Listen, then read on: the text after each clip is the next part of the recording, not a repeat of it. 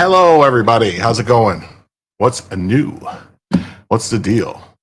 Let me real quick. Let me shut off the ads, so it's nobody gets ads. Come on, shut it off. There you go. There you go. Shut it off. Come on, YouTube. You can do it. I don't know why it takes forever. Like loading. All right. And ads are off. Okay. All right. Hey, everybody. How's it doing tonight? What's the going? What's the haps? What's the word? How's it going? So let's say hi to everybody first. Kevin, what's up? 9 o'clock. Yeah, I'm going to start a little early tonight. Absence Minus says, Jim, you're so CG. It's a little frustrating. You not have more integrated in other CG streams that you're running against. Just a thought I keep having. Well, like I said, I try to talk to other people, but it's kind of hard to, work stuff out and coordinate streams and stuff. And I try to do just a news stream every night for a couple hours and see how it goes. I'm not trying to influence or, mess with anybody. Hey, Apex Comics, how's it going? Yeah, Mika, starting a little early, just trying something new. Catherine K, what's up? Daniel Gagax, how you doing?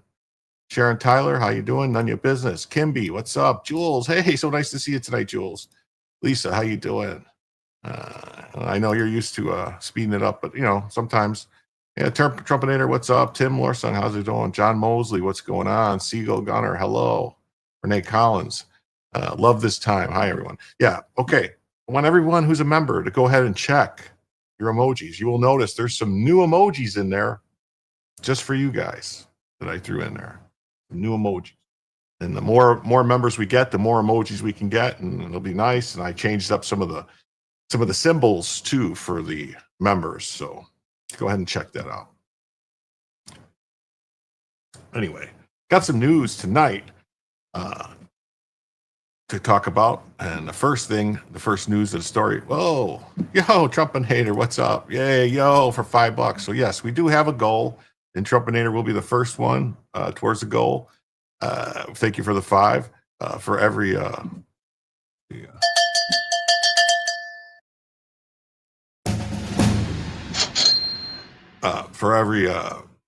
$75 in total we take in, I add an hour to the show. And I also will activate the Bellavision. Oh, I forgot the Bella's pill. I will activate the Bellavision if and when we hit the 75, or if a single donation comes in of $25 or greater, or 5 memberships or something like that come in, and Bellavision gets activated. 5 gifted memberships. So that's how we go. And I forgot to get Bella's pill. So crap. Anyway, okay, I think I can fix it. Let me do this. Add this to stage. Do this.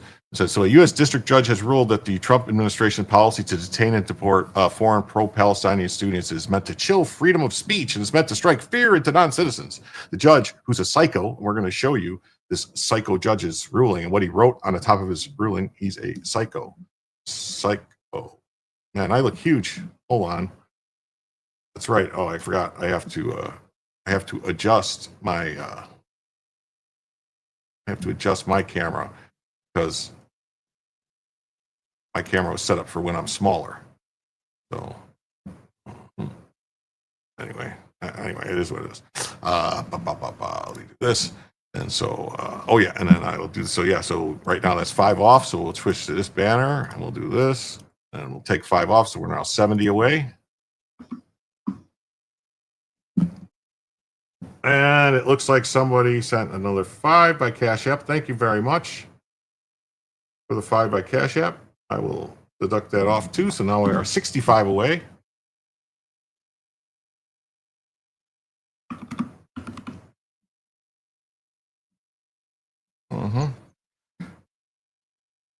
I just did. Thank you. I got the 5 off. Thank you very much. That's you? Oh, thank you. Let me give you a little reply there then. Hold on. That's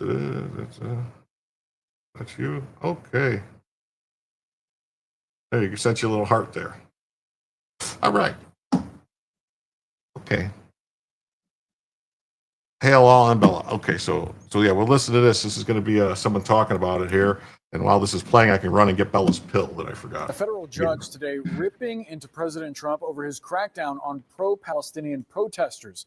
In a stunning 161-page opinion, the Reagan-appointed judge eviscerates the administration's efforts to deport non-citizen professors and students who protested the Israeli government's actions in Gaza. The judge says the White House's actions not only chilled protected political speech, but were meant to strike fear in other non-citizens. CNN's Caitlin Polans is here tracking the details. So, Caitlin, what more can you tell us about this lengthy opinion? Lengthy opinion that, my God, I have rarely seen something as jaw-dropping as this from a judge. 161 pages written by Judge Bill Young up in Massachusetts. He has been on the bench for quite a long time, so he's done a lot of this sort of work.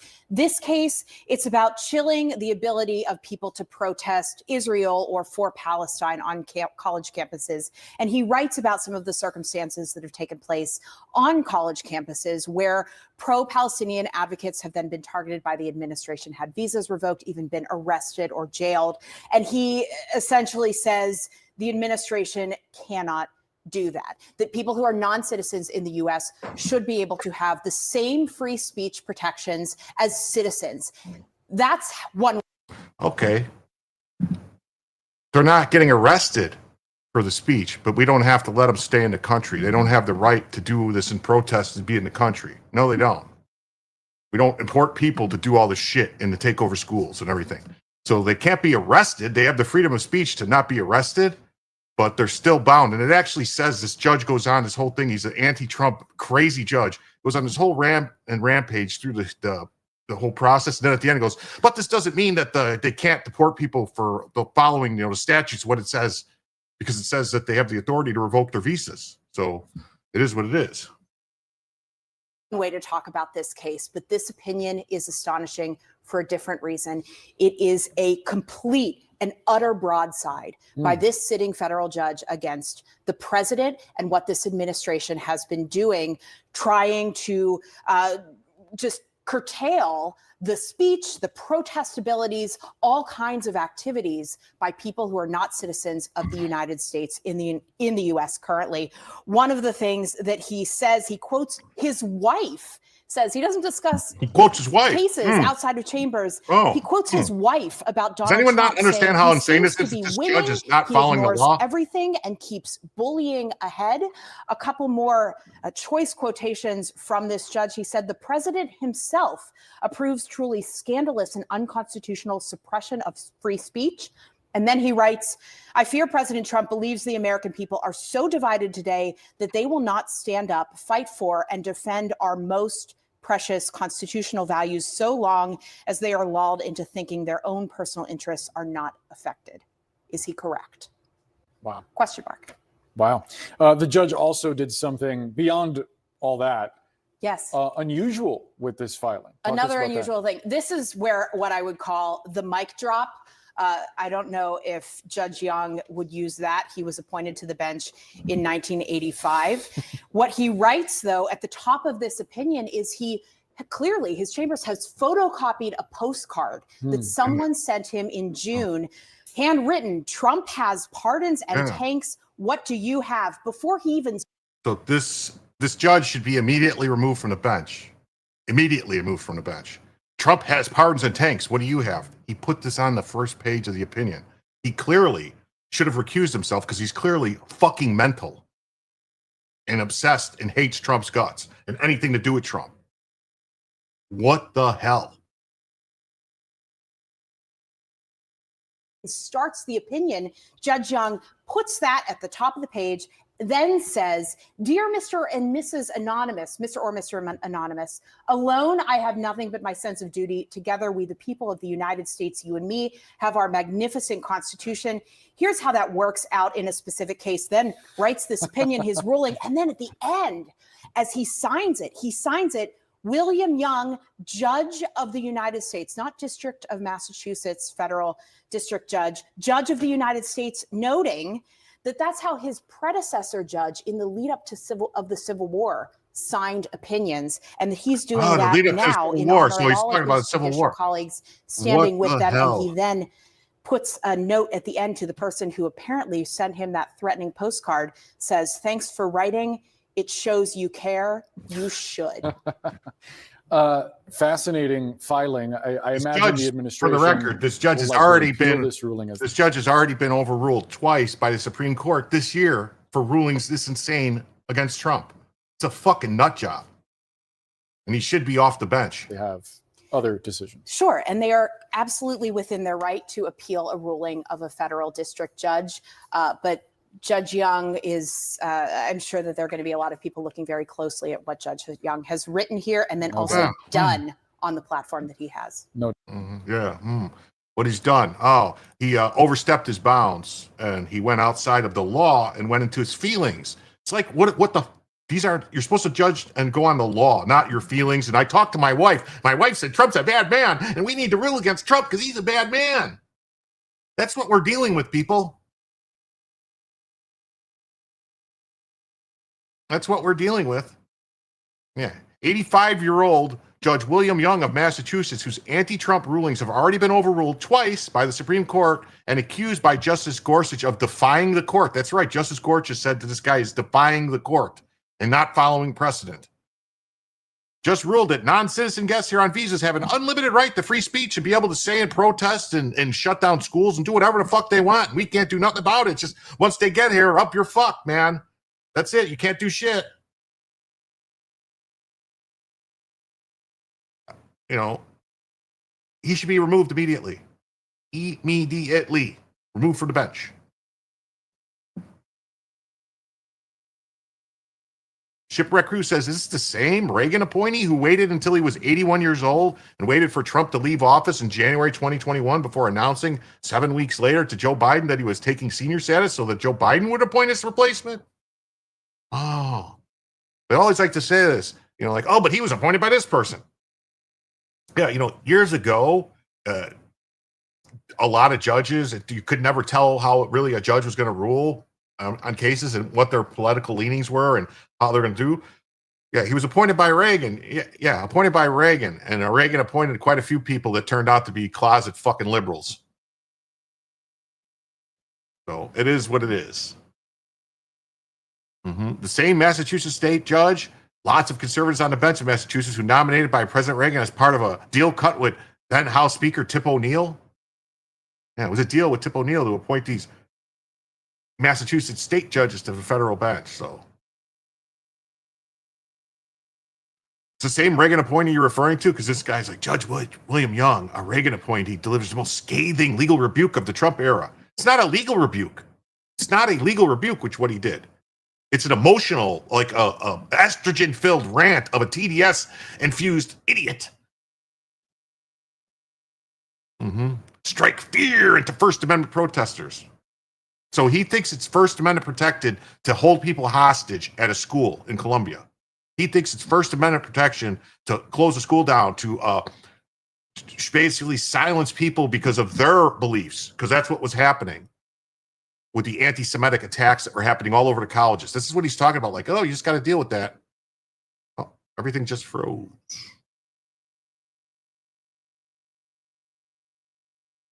Oh.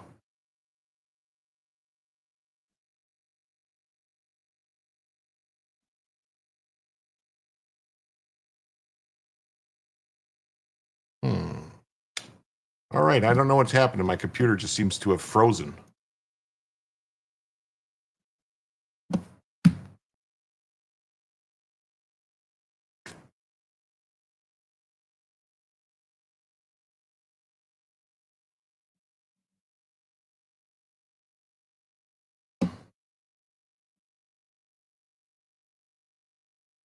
Great.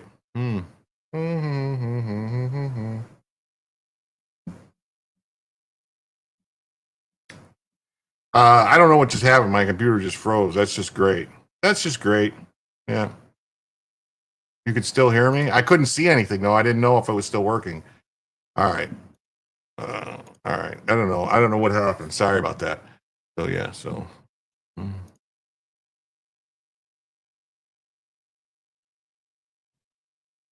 Yeah, so this guy, for all the reasons this court finds as a fact and concludes as a matter of law that Secretaries Noem and Rubio have and their several agents and subordinates acted in concert to misuse the sweeping powers of the respective office. To misuse. So it's up to, he decided that they misused their office's powers. So he made that determination. It's not up to him. To target non-citizens, pro-Palestinians for deportations, primarily on account of their First Amendment protected political speech. They don't have protected political speech in the country. They don't. They don't. They're not citizens of the United States. They don't get to come here and start advocating for their political shit in our country. That's just not the way it works. They're here on a visa. Part of the visa specifically says they don't get to do this shit.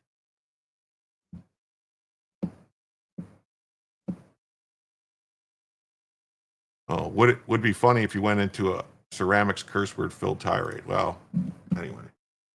Yeah, they could do it in their country, not in this country. That's right.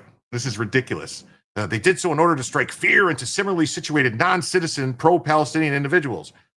No, they did it to non-citizen pro-terrorism individuals who were taking over schools.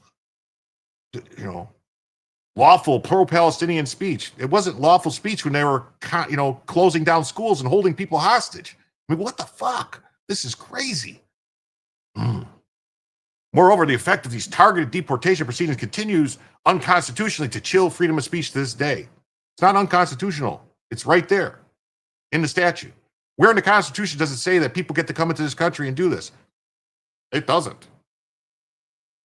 At all.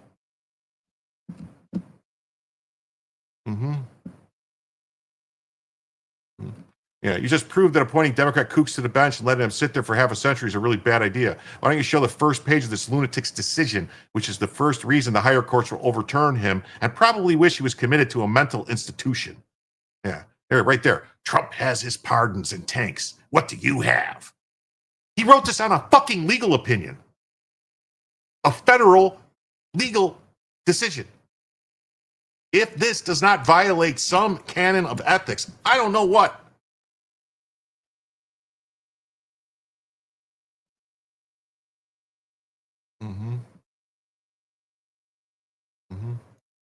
And then he goes about ICE wearing masks. Reagan appointed U.S. District Judge Paul G. Young. ICE goes masked for a single reason, to terrorize Americans into quiescence. I thought he's supposed to be acquiescence, but it quiescence. I don't know. But in our history, we have never tolerated an armed, masked secret police. This is fucking nuts, man. Mm-hmm. To terrorize Americans and quiescence. I would love to, but this upsets me too much. It really does. Small wonder ICE needs to seem to need our respected military to guard them as they go about implementing our immigration law. This judge should run for office if he wants to enact legislation. That's not his job to cast decisions on the choices. The legislation was passed. They're enforcing immigration law, and they're being attacked all over the place. Wow. This is just nuts. Yeah. Mm-hmm. Yeah. Less than a week after a terrorist attack targeting a Dallas ICE facility, a craven judge is smearing and demonizing ICE law enforcement, likening them to terrorists. Ask yourself why ICE officers are wearing masks. They're facing an unprecedented surge in assaults and doxing. Our officers' own families are being doxed online and are being stalked and targeted, not just by violent rioters, but by dangerous criminals who work to get off of America's streets. Terrorists, MS-13, Tren de Aragua, and criminal rings. ICE law enforcement should be thanked for risking their lives every day to arrest dangerous criminals. It's stunning that even after the terrorist attack and recent arrests of rioters with guns outside of ICE facilities, this judge decides to stoke the embers of hatred. Yeah. Like, if this judge doesn't get impeached, Republicans are feckless pieces of garbage.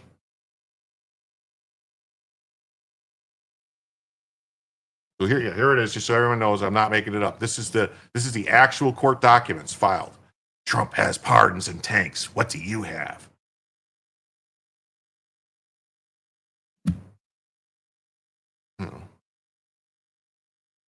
This is beyond ridiculous. And I can imagine other people are going to break this decision down better than I can, like Branca or Joe or other lawyers. But let me just say, this is nutso. Yeah, it was, look at this. Congress shall make no, look at he bolds this. He puts it in bold. Congress shall make no law, establishment of religion, or prohibiting free speech or exercise thereof, or abridging the freedom of speech or the press or the right of the people to peaceably assemble. Here's the thing, though. The people is not every Tom, Dick, and Harry that just shows up here. The people are the voting populace of America. Just like the Second Amendment, the right of the people. Well, what is the people? Is he saying that these immigrants that are here, that those are part of the people that have Second Amendment rights? Is that what he's saying? Because it sounds like that's what he's saying. That illegal aliens have Second Amendment rights. Because that's not what he's saying. But they like to twist it and say, well, this First Amendment, the people is everybody in the world is the people. Because it's just people, all people. But then when it says the right of the people to keep and bear arms, in the Second Amendment, they go, oh, no, that's only specific people. It's only people we say that are people. Like if you committed a crime, you're no longer people.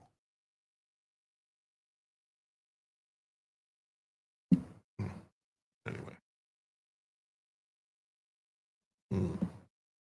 So we're going to do this. We're going to, judge rules Trump administration targeted pro-Palestinian students. Let's see, is this? It would essentially create a condition that has not existed since even the Camp David Accords. Oh, okay. Now that's about something else. So, a federal judge in Boston has ruled that the Trump administration illegally used immigration enforcement to silence foreign students.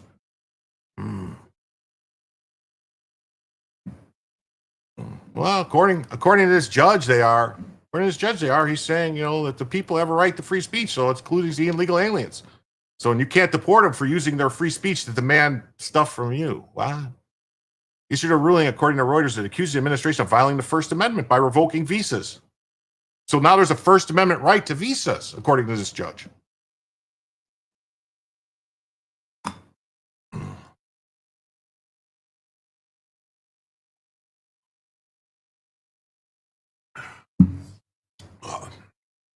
Since then, hundreds of students and scholars' visas have been canceled, and some Tufts doctoral student Rasamea Ozaturk were detained before judges ordered their release.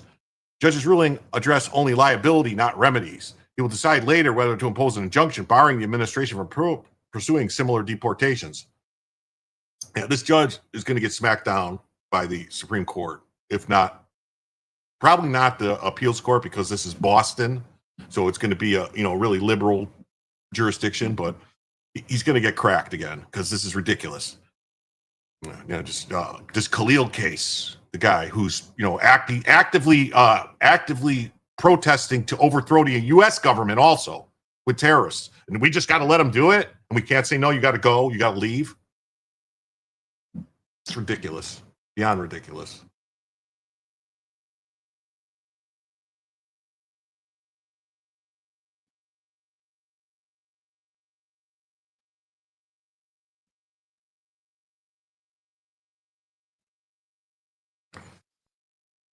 Yeah, and then Fox says that federal judge launched a scathing broadside against Trump's efforts to deport pro-Palestinian protesters. Well, I would call them hostage takers and terrorists.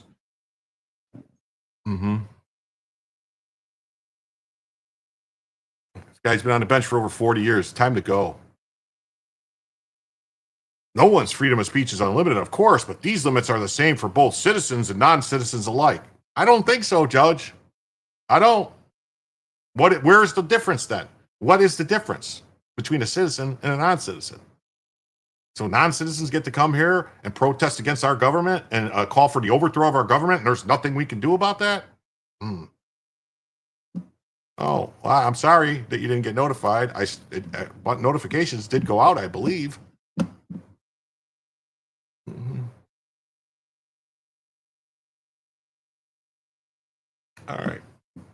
Okay, now everyone was asking for the last few days about what was going on with this whole meeting with Hegseth and the generals. Well, now we know. No more identity months, DEI offices, dudes in dresses. We are done with that shit. That's what's going on. All right?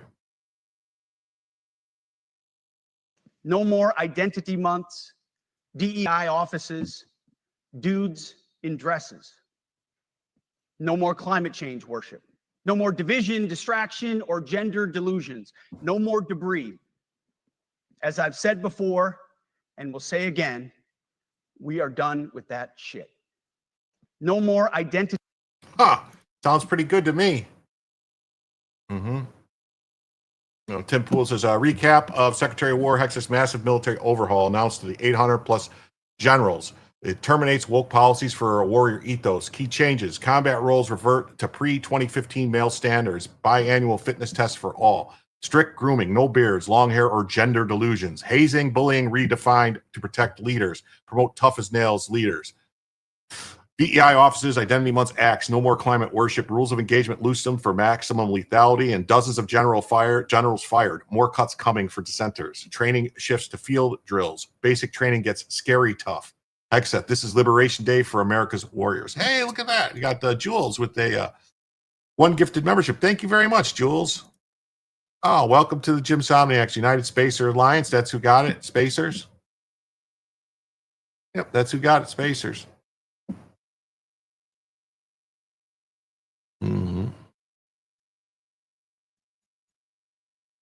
Awesome. So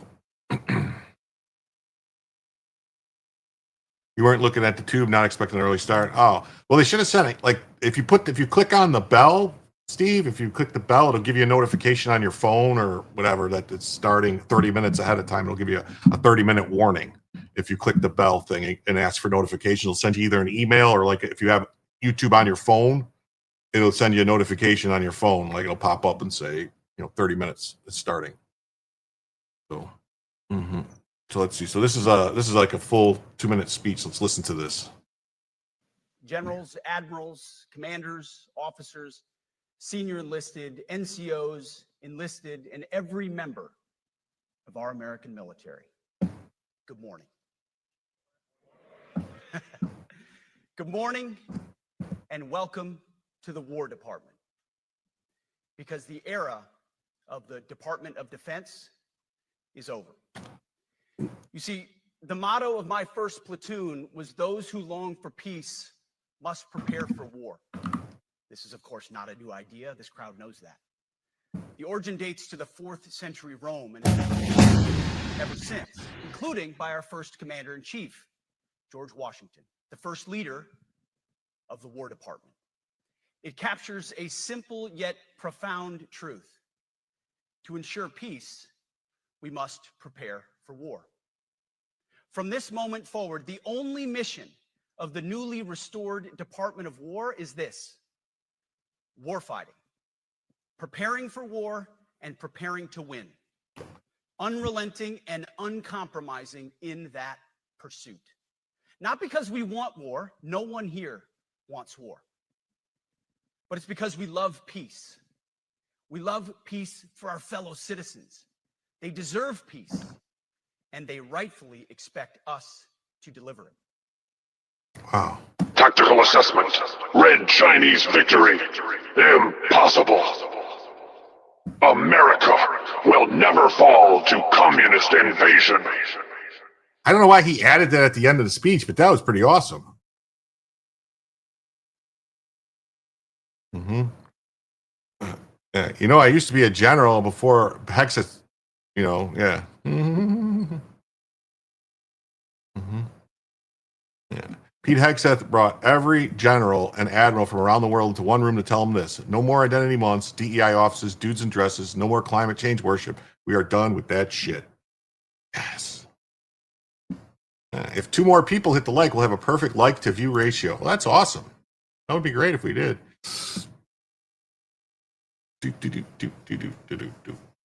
Yeah, we saw this, so we're not going to play it again. But no more fat generals. Back to fit fighting men. So Pete Hegseth declares a return to the highest military male standards only in combat roles. War Secretary declared an end to the woke political correctness and gender equity while delivering remarks to the top military leaders on Tuesday in Quantico, Virginia. During his speech, he announced that combat troops will return to male standards of fitness and training, and combat units will undergo combat field tests, which they must pass at a male standard scores. Finally, lethality and combat readiness is being prioritized over inclusivity in the military. Hey, what's up? How you doing? From California. Hegseth justified the move, stating this job is life or death. At every level, we should seek to exceed the standard to push the envelope to complete. Hegseth told a room full of generals and top officers it's common sense and core to who we are and what we do. It should be in our DNA. Today, at my direction, every service will ensure every requirement for every combat MOS, for every designated. Is this a? Oh, wait, we have it. Okay, maybe I'll play it then.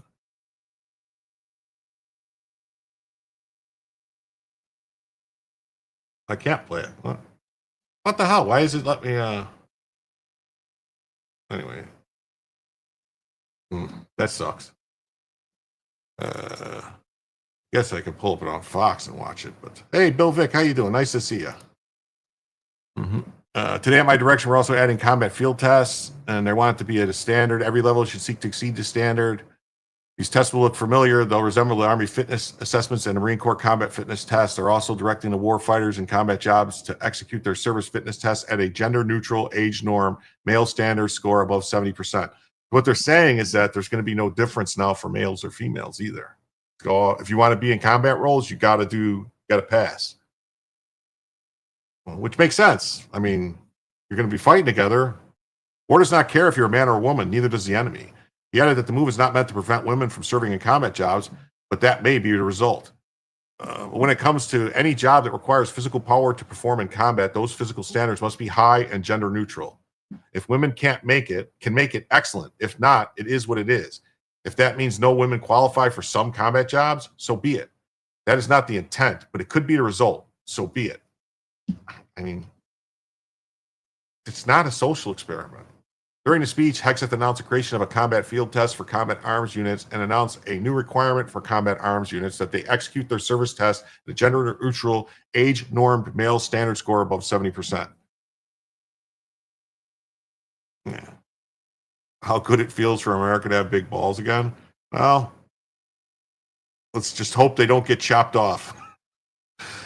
happens. I don't know. We'll have to see what happens. So that's that guy's story. Let's see here. And then Breitbart says, Pete Hegseth rebukes DEI fat troops. We are done with that shit.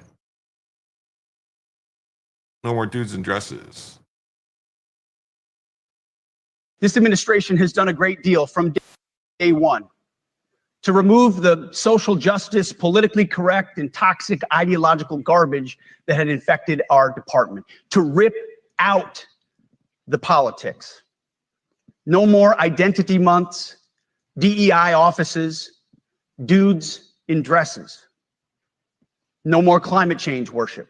No more division, distraction, or gender delusions. No more debris. As I've said before, and will say again, we are done with that shit. The Secretary of War announced new standards Tuesday as part of the ongoing cultural shift at the Pentagon, ending the war on warriors led by the woke politicians and Pentagon leaders. 8 months into his historic tenure that has seen the Department of Defense rebrand and reorient its Department of War, made his announcement Tuesday addressing top military leaders at Marine Base Quantico in Quantico, Virginia, ahead of remarks by President Trump. From this moment forward, the only mission of the newly restored Department of War is warfighting, which makes sense. I mean, we got to wake up and face the facts. We don't want a war to happen, but there's a war coming with China. It's just the way it is. It's going to happen. They can all, your two biggest kids on the block, eventually they're going to fight. And China's been attacking us for years with the shit they've been doing. I mean, COVID, all the other crap, the balloons, the Taiwan stuff, the shit they're doing with the Panama Canal, trying to get away with what they're doing in Africa, what they're doing in China, what they're doing all around all our bases, trying to buy up the land. They're making plans, man. And Tim Lorsing says, what about the generals that believe in DEI? They got told that if they don't like it, they could get up and leave. And that's the end of their career and the end of their retirement. That their pension and their career will be over, basically. And his 45-minute remarks in front of the generals and flag officers marked a pivot away from many past policies that Trump has argued distracted from the military's core mission. It's a moment of urgency, mounting urgency. Enemies gather, threats grow. There's no time for games. We must be prepared. Hegseth defended his decision to purge the ranks of military leaders aligned around political goals, not warfighting, which makes sense. They're not supposed to be worried about politics. They're supposed to be worried about, bottom line, the military's job is to kill the enemy. That's it. That's their only job, kill the enemy. No other job. Kill them as efficiently and with as little casualties on our side as possible. That's the military's job. Not being nice, not making people feel good. That's it. We have a sacred duty to ensure that our warriors are led by the most capable and qualified combat leaders. The men and women of the military are endangered by leadership distracted by superfluous aims. His speech blamed politicians for many of the problems in the Pentagon, which I agree. You're all getting PT'd. Hegseth is tired of seeing fat generals and admirals. Oh, great. Is this more of this? Frankly, it's tiring to look out at combat formations, or really any formation, and see fat troops. Likewise, it's completely unacceptable to see fat generals and admirals in the halls of the Pentagon and leading commands around the country and the world. It's a bad look. It is bad, and it's not who we are. So whether you're an airborne ranger or a chairborne ranger, a brand new private or a 4-star general, you need to meet the height and weight standards and pass your PT test. And as the chairman said, yes, there is no PT test. But today, at my direction, every member of the Joint Force at every rank is required to take a PT test twice a year, as well as meet height and weight requirements twice a year, every year of service. Also today, at my direction, every warrior across our Joint Force is required to do PT every duty day. Should be common sense. I mean, most units do that already, but we're codifying it. And we're not talking like hot yoga and stretching. Real hard PT, either as a unit or as an individual. At every level, from the Joint Chiefs to everyone in this room to the youngest private, leaders set the standard. That's right. Leaders set the standard. You know, that's the way it is. The military's been. She was 22. We're not gonna watch it. The military's been forced by foolish and reckless politicians to focus on the wrong things. In many ways, this speech is about fixing decades of decay. Some of it's obvious, some of it's hidden, or as the Joint Chiefs Staff has put it, we are clearing out the debris, moving the distractions, and clearing the way for leaders to be leaders. You might say we're ending the war on warriors. He credited Trump for focusing on the need to rid the Pentagon of the leftist cultural elements, promising to deliver on Trump's mandate to fix the troubled agency. That's right. There should be no communists in the fucking Pentagon. Come on. The administration has done a great deal from day one to remove the social justice, politically correct, and toxic ideological garbage that's infected our department, to rip out the politics. No more identity months, DEI officers, dues and dresses. Yeah, we saw that. No more debris. Yep, we're done with that shit. The golden rule test. New department, War Department's golden rule is this: do onto your unit as you would have done onto your own child's unit. Would you want him serving with fat or unfit or undertrained troops, or alongside people who can't meet basic standards, or in a unit where standards were lowered so certain types of troops could make it in a unit where leaders were promoted for reasons other than merit, performance, and warfighting? The answer is just no. It's hell no.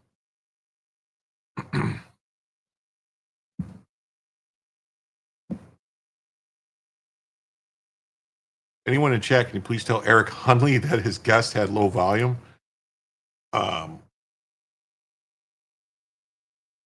I'm actually blocked in in America's Untold Stories, so I can't tell him. Don't ask me why. According to them, they can't figure out why I'm blocked or whatever. I don't know what happened there, but which is weird because I was a member and just all of a sudden one day I was blocked in there. Hex has insisted that standards must be uniform, gender neutral, and high, calling for a new adherence to height and weight standards. Secretary of War Office's new directives to ensure that what? Yeah, I don't know. For whatever reason, I'm in the America's Untold Stories chat. I cannot. I'm blocked in that chat. I've talked to Eric, and he says I can't find you. You're not blocked, and I'm like, dude, I'm blocked. I don't know who did it or what's going on, but no, I actually get along with Mark Gruber. Great. I talk to him on Twitter all the time. I've never had an issue with him. That's why I don't understand what happened. Yeah, maybe he tried to block the gym. Tells you, yeah, the other gym. Standards must be met. It's common sense. I don't want my son serving alongside troops who are out of shape, or in combat unit with females who can't meet the same combat arms physical standards as men, or troops who are not fully proficient on their assigned weapons, platform, or task, or under a leader who was the first, but not the best. Standards must be uniform, gender neutral, and high. That's right. If not, get all the people out that are looking for a standards. free ride. Definitely. They're just suggestions. Suggestions that get our sons and daughters killed.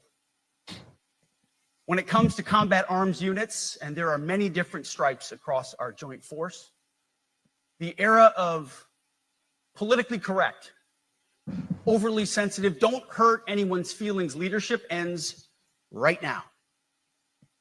At every level, either you can meet the standard, either you can do the job, either you are disciplined, fit, and trained, or you are out. And that's why today, at my direction, and this is the first of 10 Department of War directives that are arriving at your commands as we speak and in your inbox. Today, at my direction, each service will ensure that every requirement for every combat MOS, for every designated combat arms position, returns to the highest male standard only. Because this job is life or death. Standards must be met.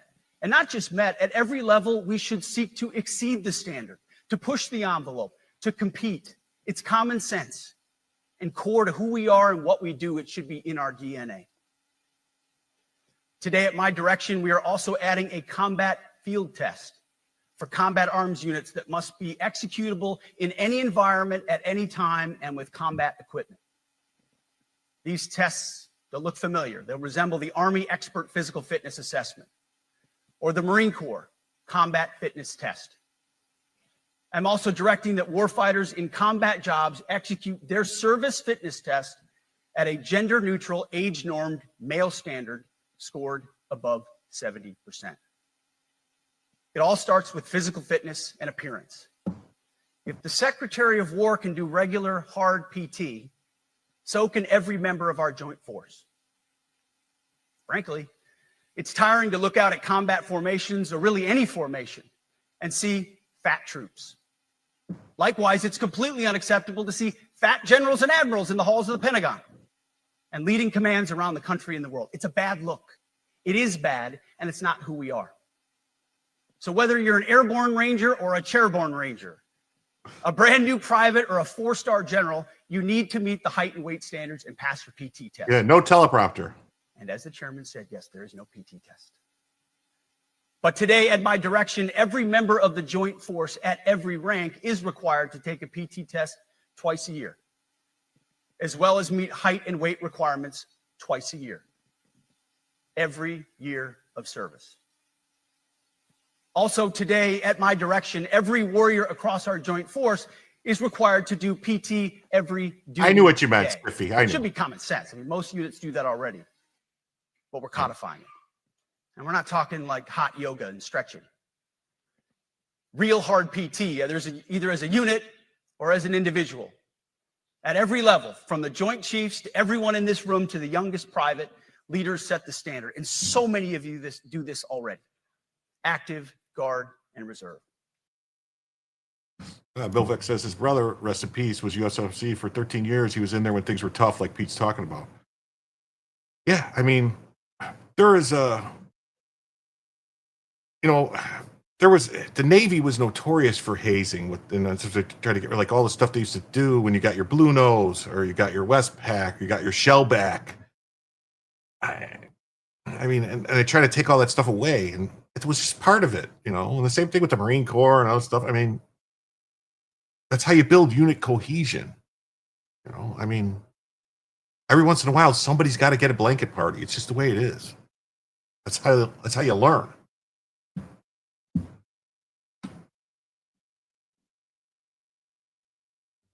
He spared no feelings in calling for military men, regardless of rank, to get to warfighting shape. He announced the return to rigorous physical training. Let's see, is there another one here? This is life and death. Today we end a war on warriors. His call to elevate the standards of the department he oversees carries transformational potential, not just in the success of the Pentagon's mission, but in the safety of the men and women who comprise its service in the country. Yeah. Hey, Terry, how you doing? Nice to see you tonight. What's going on?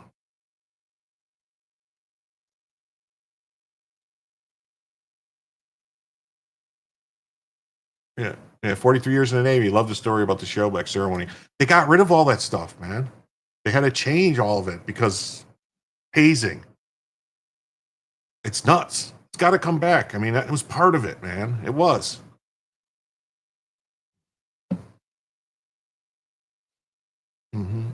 According to, Post-Millennial says that Hexa says, prepare for war. We have new standards for the U.S. Armed Forces. Okay. And then Trump, it says, Trump addressed all the top, if you want to applaud, applaud. If you don't like what I'm saying, you can leave the room because there goes your rank and there goes your future.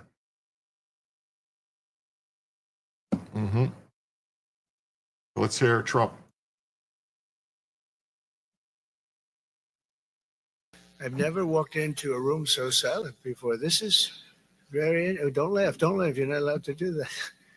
You know what? Just have a good time. And if you want to applaud, you applaud. And if you want to do anything you want, you can do anything you want. And if you don't like what I'm saying, you can leave the room. Of course, there goes your rank. There goes your future. But you just feel nice and loose, okay? Because we're all on the same team. And I was told that, sir, you won't hear a murmur in the room. I said, we got to loosen these guys up a little bit. So you just have a good time, but I've never.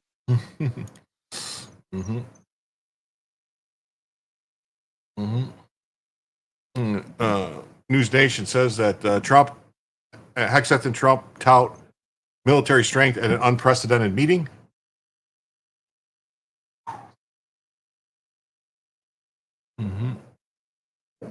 Hegseth slammed the military standards and definition of terms such as hazing and toxic leadership and swiped at fat generals and admirals. I don't know. Bella, what are you doing? Bella's having a nightmare. She's over here growling at stuff. I don't know if you hear her, sorry. But so, yeah, so there's that. And then, Trump and Hegseth declare a military comeback at Quantico. They stood before a room full of senior commanders, drill an address. We saw that. Oh, yeah, so we got that. And now we got this, which was great news.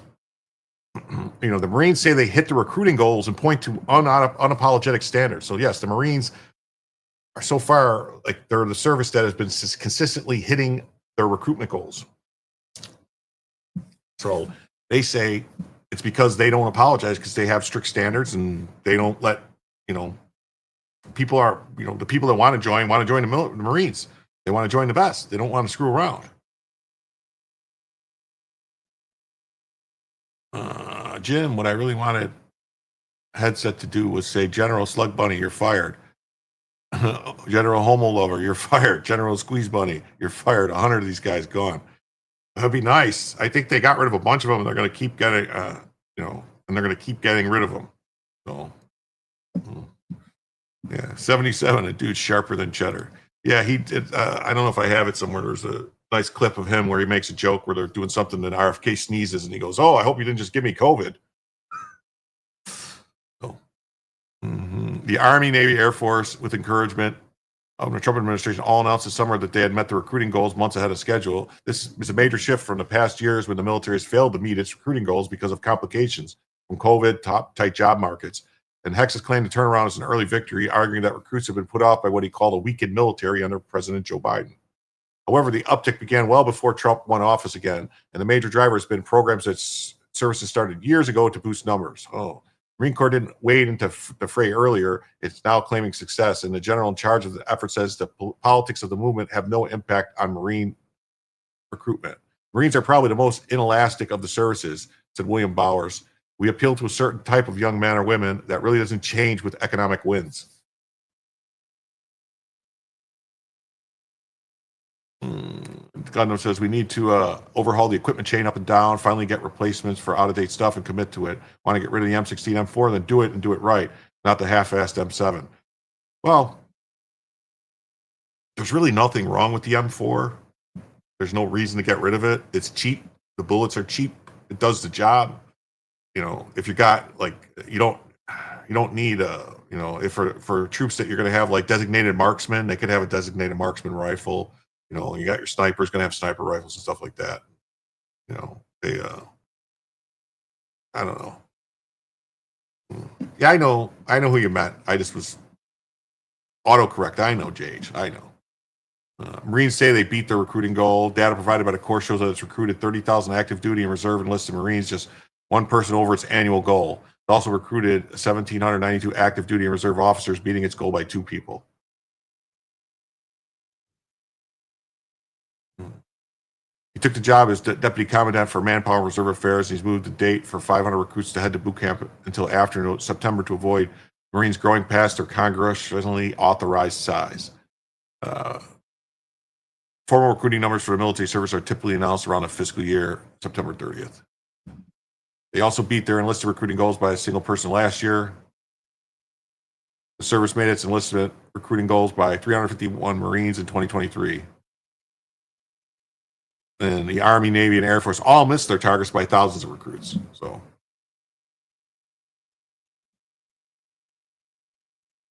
yeah, technology's good, but they need to stop making things overly complicated. One circuit fries, and the whole machine stops working. But yeah, that's what they were doing. Like this whole thing that they were doing with the.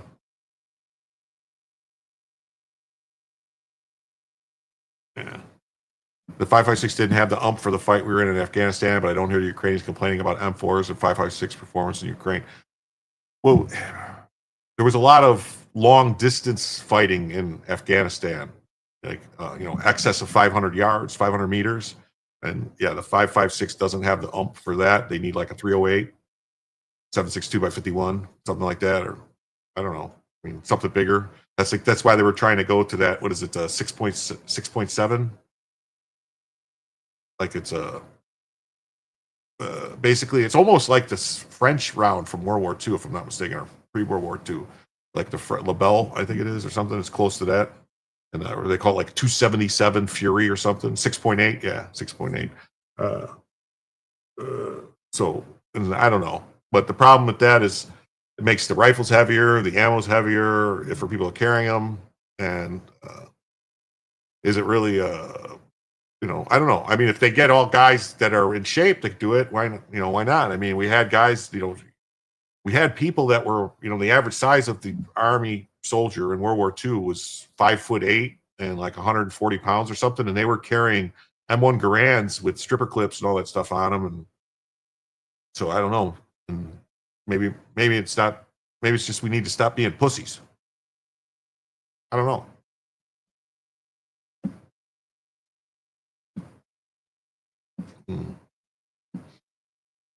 But then we got the media is out here, and you got this independent political strategist, Reed Galen, who went on, he's independent, went on MSNBC in support of upholding the woke DEI military policies, and he calls President Trump the orange pumpkin. The idea that he goes around explaining why it's not okay for people to be fat in the military while the president of the United States waddles around in the West Wing is ridiculous. So we should have all the people in the military that are in the shape of the president, our 77-year-old president. I mean, I don't know. I mean, Trump has lost quite a bit of weight lately, though. So there is that.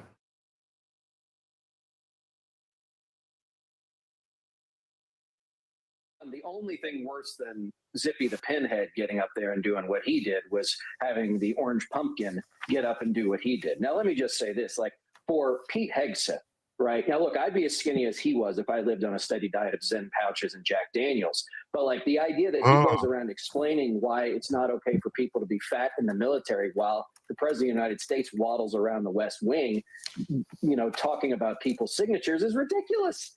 And I mean, let's expand the aperture out here, Chris. Like our opponents, our adversaries are watching this and they're laughing. They're laughing at us. They're laughing at you. 2, 3, bald-headed 4 freak. 1-star flag officers. These are men and women who have dedicated their careers and their lives to serving our country. Many of them have probably served in combat. Now they have to sit here and have these two idiots tell them, one, what it is they need to do, and two, talk about auto pens. I mean, it's a ridiculous expression. Is this guy not real? Does this guy not understand the United States of America? Does he not understand how the whole system works? The military is under civilian control by the president. The president controls the military. He's the head. That's the way this country's always been. I don't understand this guy. Like, the military, how dare they have the Secretary of Defense, the guy who's in charge of the military, and the president, the commander-in-chief, tell them what to do. I guess he wants to live in a military junta where the military decides whatever happens and we do what the military says. Holy fuck, man.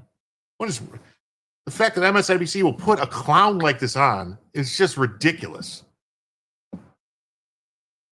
Wow. All right, on to the next story. Breaking news, sort of breaking news out of Chicago. 300 ICE agents, some rappelling down on the rooftops of the Chicago building from a Black Hawk helicopters, arrest 30 criminal illegal aliens from Tren de Aragua gang, all being harbored by Governor J.B. Pritzker. TDA is a designated terrorist organization. So let's check this out from News Nation. Yeah. Led 300 federal officials to that apartment complex. Some even rappelled down from Blackhawks onto the rooftop in order to help secure that perimeter. Now, they were searching for suspected members of the violent Venezuelan gang, Tren de Aragua. Of course, TDA has been designated as a terrorist organization under the Trump administration. Now, it was the biggest show of force that we've ever seen on the ground here. We had agencies, FBI, Border Patrol, ICE, and ATF all involved here, and they were all looking for targets in that same exact building. It was a 5-story building. It was a tall task for them, and anything could have gone wrong. But luckily, the operations went pretty smoothly. Preliminary reports show that about 30 illegal immigrants were arrested in this operation, some of them suspected Tren de Aragua. Now, we talked with Chief Gregory Bovino, who's running the operations on the ground for many of these ops in Chicago, and he had some words for people that are pushing back against his operations. Take a listen.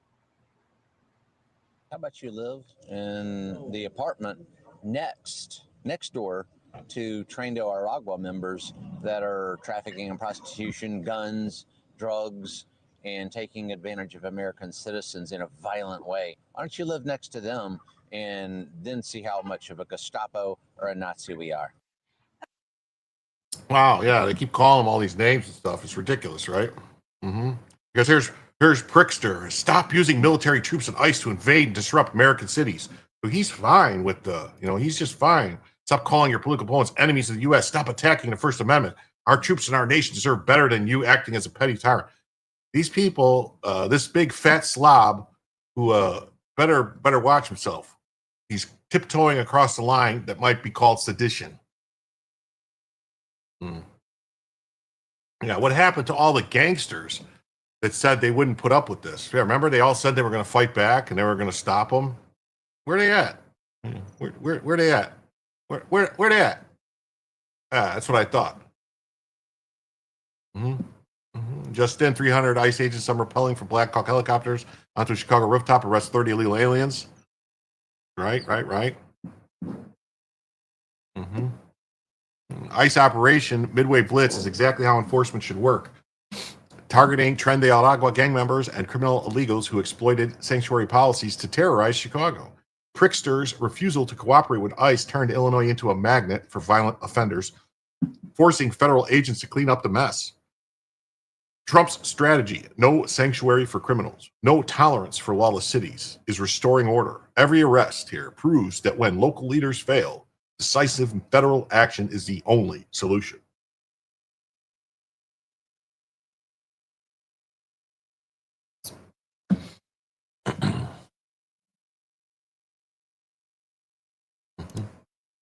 And here's Stand By Gino saying, we are not slowing down.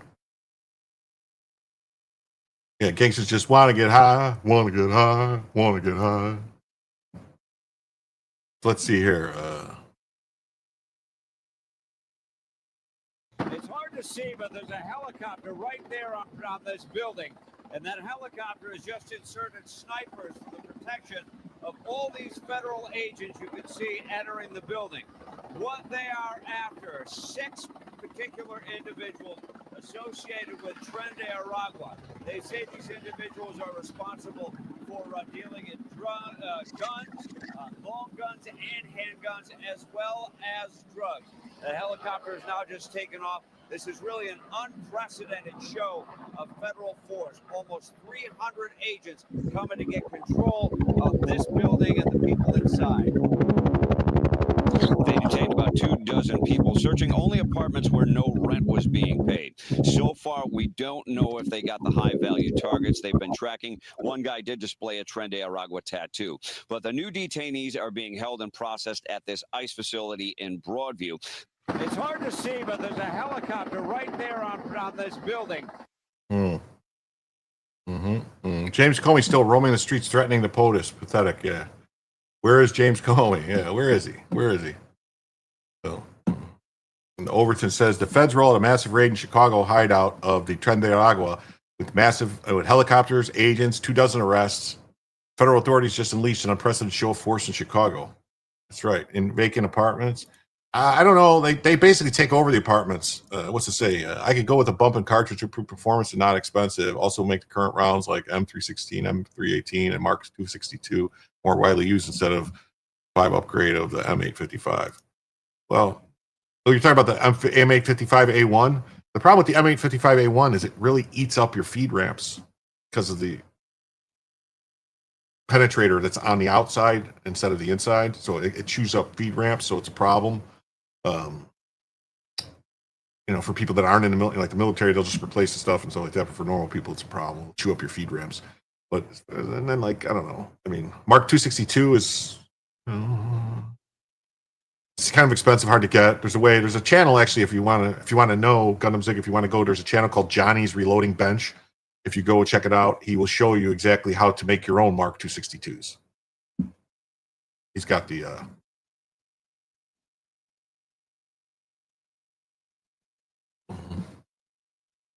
helicopter helped lead a multi-agency raid on the apartment buildings, and this was unprecedented show of force. Nearly 300 agents. So far, 2,000 people have been detained. So we saw this video already. Here's the story. Suspected Tren de Aragua gang members arrested in Chicago operation. So let's see here.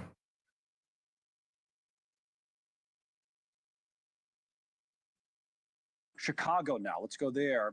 President Trump's immigration crackdown escalating with federal agents swarming an apartment building on the south side earlier in the day today. Said they were searching for members of a violent Venezuelan gang. News Nation's Ali Bradley is on the scene, the Chicago area for us, and joins us now with more. Ali, what's the latest from there today? Yeah, hey, Connell. So we were there for this overnight operation with hundreds of federal agents and officers as they descended onto this apartment complex in Chicago's South Shore neighborhood. Now, it was the biggest operation under Operation Midway Blitz to date, and they actually had some very specific targets. So intel and groundwork actually led 300 federal officials to that apartment complex. Some even rappelled down from Blackhawks onto the rooftop in order to help secure I didn't that see that. perimeter. Now, You they got a were link. searching Send it for to me. suspected members of the violent Venezuelan gang Tren de Aragua. Of course, TDA has been designated as a terrorist organization under the Trump administration. Now, it was the biggest show of force that we've ever seen on the ground here. We had agencies, FBI, Border Patrol, ICE, and ATF all involved here, and they were all looking for targets in that same exact building. It was a 5-story building. It was a tall task for them, and anything could have gone wrong. But luckily, the operations went pretty smoothly. Preliminary reports show that about 30 illegal immigrants were arrested in this operation, some of them suspected Tren de Aragua. Now, we talked with Chief Gregory Bovino, who's running the operations on the ground for many of these ops in Chicago, and he had some words for people that are pushing back against his operations. Take a listen.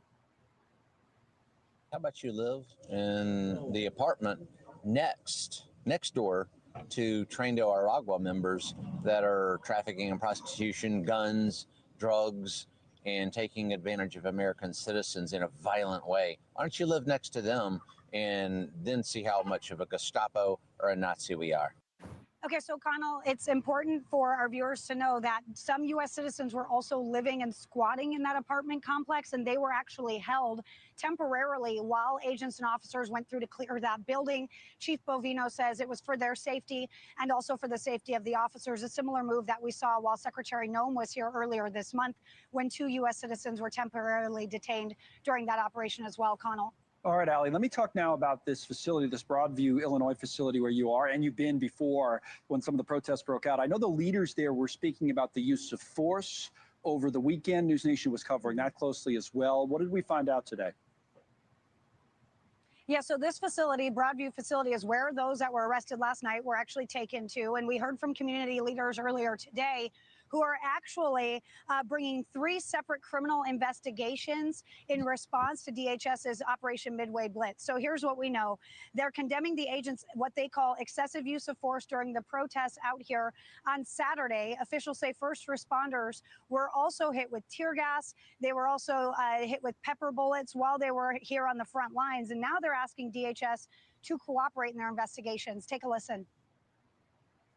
They saw our officers, the people they have staged on the roof. They saw our officers. We have total uniforms on, like you said, and for them to still disperse those type of chemical agents is very disappointing. Oh, you big crybaby. This comes as Governor Pritzker says that DHS actually sent out a memo, a request to the Department of War for 100 troops that they can deploy here in Chicago. The governor vehemently condemning that move, saying what Border Patrol, what ICE is doing around their communities. He says it's not making the community any safer. Connell? All right, Ali Bradley's in the Chicago area for us today. I want to move. News Nation is bringing more Americans together. The appetite is greater than it has ever been. Get out of here. So we said this. So News Nation got an exclusive look at the largest enforcement operation ongoing in Operation Midway Blitz. Preliminary reports indicate at least 30 illegal aliens who entered the U.S. were being targeted in the operation were arrested. Agents and officers representing the Border Patrol and Immigration Customs Enforcement, FBI, ATF, were all part of the operation, targeted a 5-story apartment building after members of the Venezuelan gang refused to open the doors. Agents forced their way into the building. We're going to be taking in those violent gang members and illegal aliens. They got criticism from the big fat slob prickster and the communist Brandon Johnson, who supports terrorists because he said that black liberation and all that stuff. He says so. None of what Trump is doing is making Illinois safer. Really, I disagree. I think it's really making it safer. Mm-hmm. Mm-hmm. And we got this. We got activists. Yes. So just think how much easier it would be for operations if Chicago PD or Illinois State Police would help. It would make a big difference, man. It would make a big difference. But they're barred from helping. It's crazy. You saw it in another stream. You can't clip or anything. A guy found it, maybe YouTube or Facebook. I was pissed. Man, it was 80. Okay. Well, if I see it, I'll pull it up. Hey, Node, what's going on, buddy? Nice to see you back. I hope you had a great vacation. But yeah, activists demand Chicago take action against ICE raids targeting day laborers. Of day laborers and other vulnerable populations. We see them lurking in parking lots. We see them waiting for the opportunity to snatch our neighbors. For work is not criminal. They remain detained. They're illegal. Okay, here's the thing, people. If you're here illegally, you don't have the right to work. You're using stolen documents, fraudulent documents. You're breaking the law. You're taking jobs away from American citizens. That's just the facts. Sorry you feel that way, but it is what it is. So, immigrants' rights activists are calling on the city of Chicago to do more to help protect undocumented residents, so illegal aliens. So yeah, that's a good city of Chicago. I hope you do more to protect them from the feds. So that would be you're violating the law. You're breaking the law. You're breaking federal law by aiding illegal immigrants, by impeding enforcement of federal law. It's against the law. You're violating the law. So go ahead and do it and watch what happens.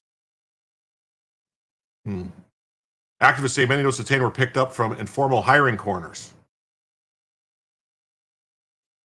Crowd of people gathered Monday in the back of the yards, Home Depot.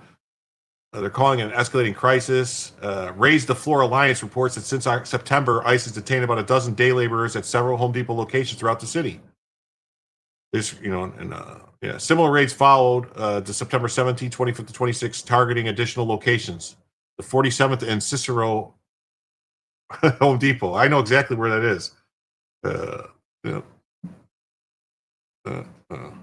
I'm in here. And I see why. Oh, thank you, Lisa. Closer to another hour. Thank you very much.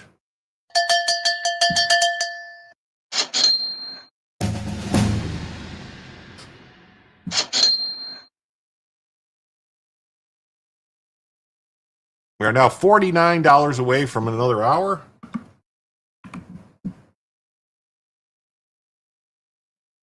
Thank you very much.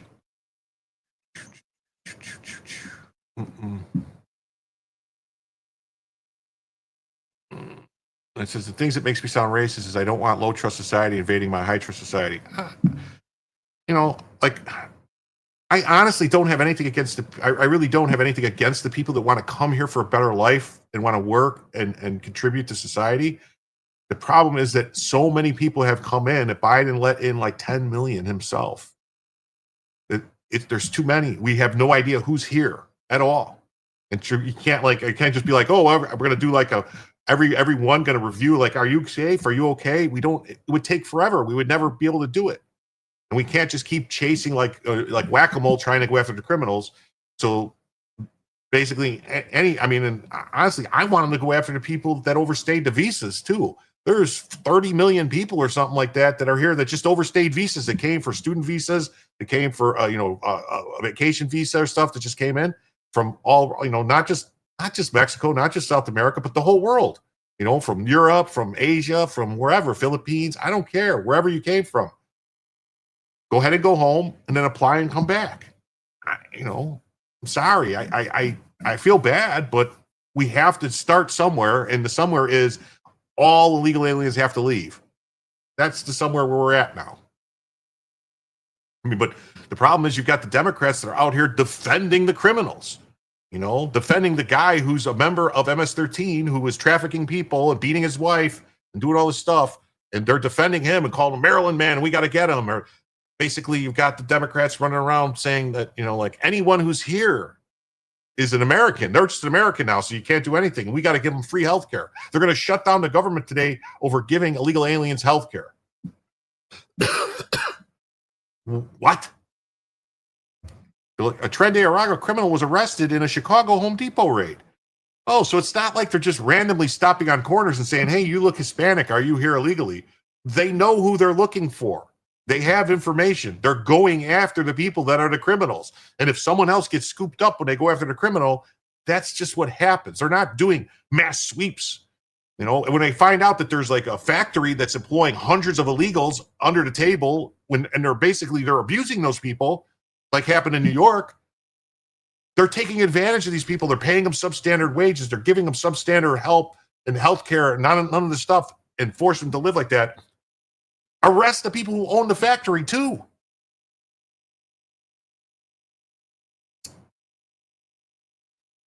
Yeah, that's right. I don't care what country they're from, Mexico, Sweden, Japan, it doesn't matter. If they're legal, they need to go. Mm-hmm. Yeah, shut down, you better take care. I don't think they've thought this through. Like, I got the clock, there's a shutdown clock. If they shut the government down, that's the end of the bureaucratic state. They've got it lined up. They're going to fire like 100,000 people just like that. They've already got the list gone. There's no going crying saying you can't do this. When the government's shut down, they got free reign to just chop, get out of here. So if they're dumb enough to do it, so be it. Yeah, see, so this guy, this guy's just, he's just here just to work, with the Tren de Aragua tattoos and all that stuff. So agents in Chicago arrested a TDA terrorist member during a raid at suburban Home Depot parking lot. The arrest came as the Border Patrol ramped up its Operation Midway Blitz enforcement. Chief of Patrol Agent Gregory Bovino posted a video and photos from the operation that led to the arrest of this and other dangerous criminals. I mean, these are dangerous criminals, but yet the left is defending the dangerous criminals. Like they said, oh, you're like, they're defending people who went, like, trying to protect people from deportation that served prison time for murders and rapes and stuff. And they're trying to say, oh, no, you can't deport them people because they already served their time. What? The green machine is rolling hard in Chicago, making your community safe. Tren de Aragua, terrorist member caught during this operation. Huh. We're not going anywhere, Chicago. That's right. Let's see. I hate when they do this with music because it makes it so I can't play it. Whatever. Anyway. Vino said the terrorist gang members have previously been arrested for possession of cannabis and theft of services. He also wanted in New York City in connection with a murder. So the guy's wanted for a murder. New York City murder, this guy. Yeah, he looks just like, yeah. Just a... Oh, look, he's wearing a Bulls hat. What do you know? Kind of like that, kind of like that guy, the Maryland father. The Maryland father, yeah. Luckily, he won't have a chance to add to his greatest hits. All right. So, all right. Now on to the shutdown. Here we go. So here's the shutdown clock. The Democrat shutdown is imminent. 1 hour, 41 minutes, and 55 seconds. The government shuts down. And it's going to be glorious. Yeah, he's going to be an Illinois dad. Yeah, Illinois dad. They're constituents. That's what they say. We're arresting our constituents. You're deporting Americans. It's like, what do you mean? They're illegal aliens. They're still Americans.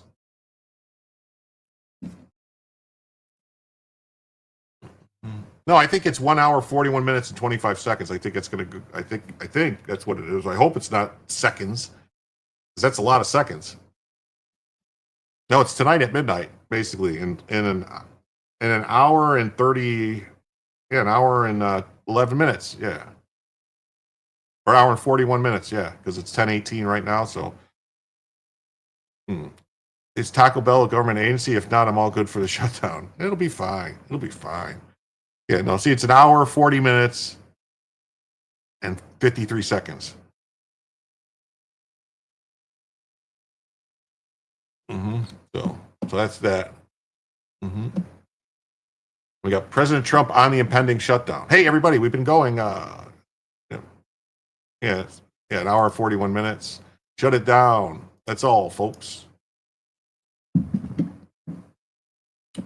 We've been going an hour and 20 minutes. We are actually, what does it say? Cavitation obliteration caused by shockwave bullet goo, red goo. Said something about me, U.S. Army BRM instructor, basic rifle marksmanship. Okay. Cool. Nope, no belly yet. No belly yet. Wait, no belly yet.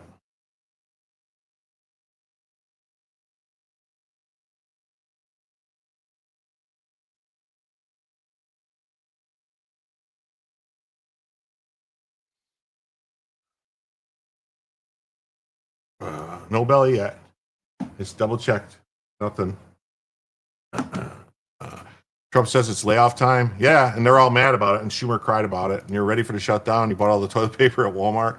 It's, yeah, he's American. They're South American. Yeah, I guess you're right. I guess they are Central American, South American. Yeah, I guess you're right. Mm-hmm.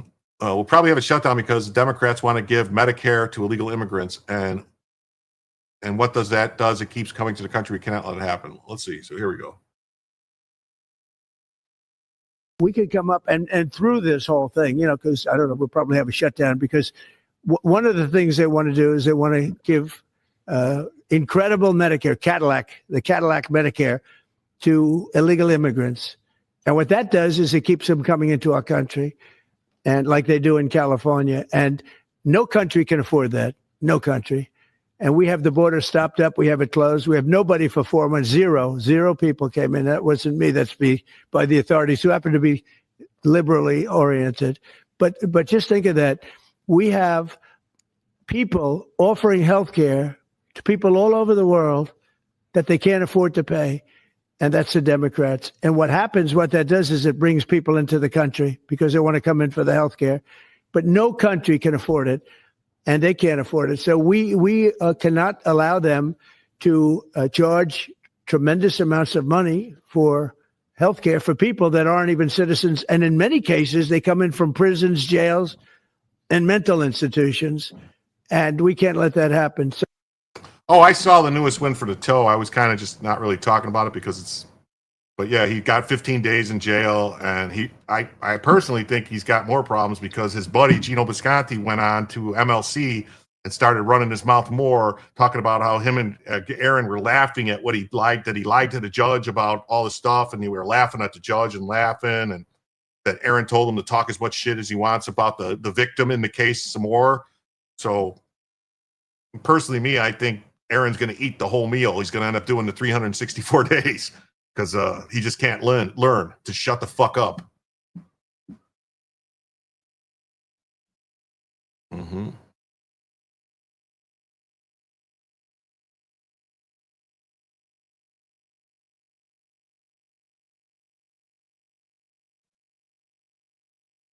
Mm-hmm. And Robbie Stark says this is the whole ball game on the next government shutdown. Democrat Maxine Waters just admitted they want to fund healthcare for illegals, which Dems are never supposed to actually admit on camera. Any shutdown will rightly be hung on Democrats now. Yeah, that's right. All Aaron had to do was just shut the fuck up, but he couldn't. And it's going to be funny. Gino don't, and that's the thing is like Gino don't give a fuck. And I don't know if Aaron realized that or not. Gino don't give a fuck about Aaron. Do Democrats want to prioritize the health care of illegal aliens over a government shutdown? Because if the government does shut down, American Excuse me, stop it right there. We're not prioritizing. What we're doing is saying simply we want to keep the government open, and we want to work with the Republicans and have a bipartisan agreement to keep this government open, and health care is at the top of our agenda. But aren't Democrats demanding health care for illegal aliens? Democrats are demanding health care for everybody. We want to save lives. We want to make sure that health care is available to those who would die, but having the help of their government. So you're good with the government shutdown, even if it means giving health care to people who aren't American citizens? Well, you keep That's what you're pushing on. What you're trying to do is you're standing here and you're trying to make me say that somehow we're going to put non-citizens over Americans. Quit it. Stop it. This is the kind of journalism we don't need. No, I'm just You're asking divisive. questions. No, you're not. Yeah, no, that's You're being divisive. No, please. You don't need to ask that question. You're just trying to get controversy here. You're not going to get it from me. We You want already got to it. save health care for all people. Thank you. Thank you, Congresswoman. Appreciate it. Oh, okay, sorry. Yeah, sorry about that. Someone had asked about where is it at? The newest win for the toe. It's like inside stuff, YouTube inside stuff. There's this guy who does a show called Steel Toe Warning Show, and he's been going through a bunch of stuff. And it's like some people know who it is, some people it isn't. It's not really something I cover. I know about it because I watched some stuff and I pay attention to it, but it's not. So I apologize that it got brought up. So that's who Gino and Aaron is. Gino is Gino Bisconti. He used to be on Compound Media. He's a comedian. He lives in New York. Aaron is Aaron Imholt. He's in Minnesota, broadcaster who used to be on the radio but got kicked off for being an idiot and threatening people and harassing a woman and stuff like that and being a racist and blah, blah, blah. But you can check out his show sometime. He has a great segment called White Power Hour. And he's going to get back on radio soon.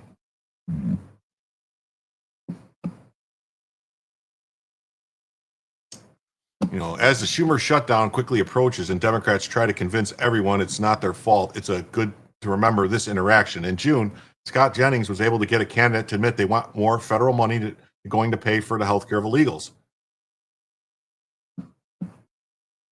Oh, that's every hour on the hour. Yeah. My deeper lore confused people. Yeah, it did. I know what you're talking about, but some people don't. Yeah, you thought we were talking about sports ball. No, it's about the stupid show. It's called the Dabbleverse. If you don't know what the Dabbleverse is, don't even look it up because you don't want to be involved. You don't want to know. We're anywhere close to Oregon. Gonna order some Chinese food tonight. Thought I'd share. Oh, okay, cool. Oh, if you want some, yeah, it's not worth it. It's not worth looking into at all. Don't Google it. So just for the record, as a candidate, you're for illegal aliens getting Medicaid. Yes, this is now, if everyone doesn't remember, this is the candidate for Congress who got thrown on her butt at the Broadview facility. Everyone deserves health care. Even illegals? Every single person in the world deserves Just for the record, healthcare. as a candidate, you're for illegal aliens getting Medicaid. I think everyone in the world deserves That's a yes. healthcare. That's a yes. I'm such a That's a Democratic position. it is a yes, but It's a Democratic everyone in the position. world Illegal deserves aliens should healthcare. get Medicaid. But I mean, How is this controversial? I don't. How is it controversial? How is it controversial that they don't want someone to die in the hospital because they can't afford Who it? do you think pays for health care when undocumented people show up at a hospital? Who pays for that? We all pay for it, Exactly. Including I mean, we all undocumented pay people for because it. they actually contribute. That's the point. That's the point. You realize that undocumented Who pays for the welfare system in this country generally? Taxpayers. Are you for it or not? Can I start my logic train? Are with you for it or not? My logic train starts with the fact just that say I don't yes. want to kick 11 million people off. Do you of want Medicaid. the illegal aliens on or not? Do I want first of all, do I want undocumented citizens to Just have say health care? yes. The answer is yes. Scott, Okay. if someone is More undocumented, Democrats. do you want them to not get insulin if they're diabetic? I want Medicaid to exist first and foremost for American citizens who need it. That is What I about want. second? How about this? When the people that are passionate. picking your peaches. Yeah, I'm passionate Very about Americans. passionate for the illegals. Sorry, No, I'm passionate for how Americans. dare you want people to be alive? How dare you? Passionate for the illegals. Bring more. No, I actually want But yes, safe and secure borders. You need more. To make your vision of America work, we need more illegals who get more benefits. That's your version of America. No, what I want from America is a place that was promised to us, Scott. To the illegals? Like you do. No, it was promised to us. It was promised to us, who? not us, me and you, black and white, brown. Scott, do you think that your family was You were born born here? here. You weren't born here, Scott. I was born in First of all, where Foster does your family come from? My family wasn't born here. My family was actually from Sierra Leone. You're making Scott, you're making I'm a passionate argument correct for a about country what our built on unfettered illegal immigration, and that is not anywhere our near country, a politically popular Our position. country is built on immigration, period. What kind? Our country was built on settlers, people who came and settled the land, tamed the land, conquered the land, and conquered the people that were already here. Unfortunately, it's just the way it is. That's what happened. That's how this country was founded. That's how all countries basically are founded. Not by the state where just people come in and take. But that's where we're at now. People just coming in and taking. Some contribute, but most don't. That's just the facts.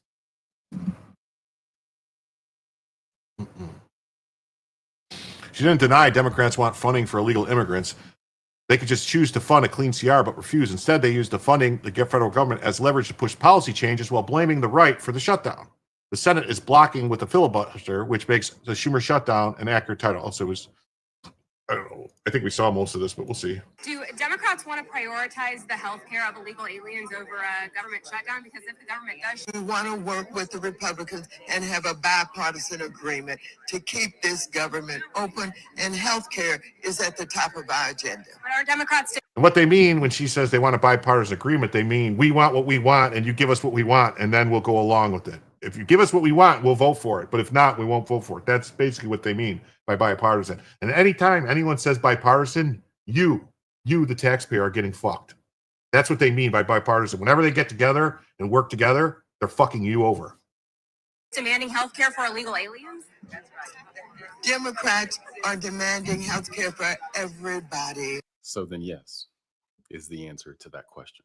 She could have easily said, no, we don't want health care for people who are here illegally and they need to be removed from our country. She could have came out and said that, no problem. But she didn't. She said we want health care. That's right. They never threatened to shut down the government to help homeless veterans. Never once. Who should not be here. Also, under Trump's big, beautiful bill, there has been $50 billion allocated to rural health and rural hospitals. On top of that, Republicans have tried to pass a clean CR, a clean continuing resolution to keep the government funded while they debate about healthcare and other things. Democrats have said no. They're using the filibuster in the Senate to stop this from passing. So they could choose to have a clean bill that funds the government and just keeps things as they are right now, using this as leverage to try to get what they want. They're saying in order for us to fund the government, you guys need to roll back certain provisions from the one big beautiful bill. So again, Republicans have tried to pass a clean continuing resolution just to keep the government running. Democrats are trying to use this as leverage to try to force policy changes. So they'll use the Senate filibuster to stop this from passing and then claim Republicans are causing a shutdown. It's like sticking a bunch of metal into gears turning and then blaming the gears for stopping. You shoved a bunch of metal in the gears. When they say this is a Republican shutdown, that is a lie. A more accurate term would be a Schumer shutdown, because Schumer and his allies in the Senate are using the filibuster to stop a clean continuing resolution from passing. Anyway, if you want more details, I just sent this article out to my email newsletter, kind of giving people a more in-depth explanation of what's happening. Yeah. It's a great place to get more Free in-depth healthcare. information from me, and I cannot. Free healthcare from the whole If you world. want to find this exact article, just download the Substack app, go find my name. Definitely. If we keep bringing all these people in, it might flip over. We could. And if you want to That's sign what up for my email Hank so you said. don't miss Hank things Johnson. like that in the future, the link is in my profile. Just go there, click the link. You'll see the screen. Yeah, go check Jeffrey Mead out. He's great. I like him. I'm a fan. I'm a fan. We got this other one. We got Democrats are in D.C. ready to negotiate and make deals that cancels Trump and Republican cuts. So they'll make a deal if you get rid of all the cuts you made that lowered, took 1.5 trillion away from spending. If you give us back the 1.5 trillion and add to the deficit and more debt that we don't have the money for, and basically more inflation and everything, then they'll go along with it. So this is ready? Hey, everybody. I'm on the House steps of the U.S. Capitol because Democrats are here ready to get to work and make sure that we get a deal that cancels the cuts, lowers costs for the American people, and saves healthcare. Yeah. And it is the most... So go back on the entire big, beautiful bill. Go back on all that and restore all the money that was cut out of that. Put that back, and then we'll fund the government. What?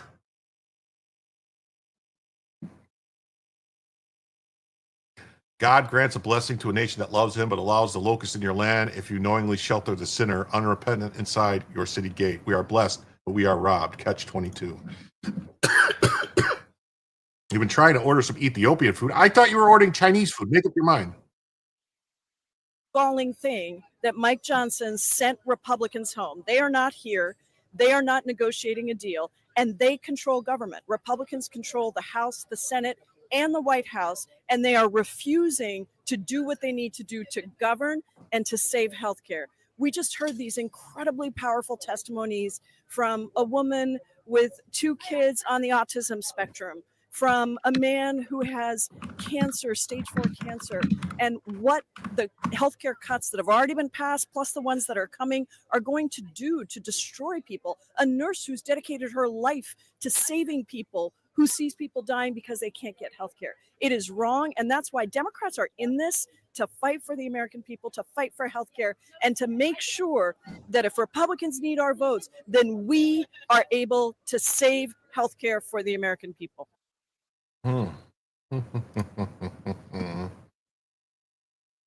Wow. Hey, GS Harkman, what's up, buddy? Nice to see you tonight. So glad everybody's here. Yeah, so this is what we got. We got this. We got this guy says, in 2019, every Democrat presidential candidate rose their hand in support of health care for illegal. Whoa, look at that. Charles and Company coming in hot with 5 Jim Tells You memberships. And what that means is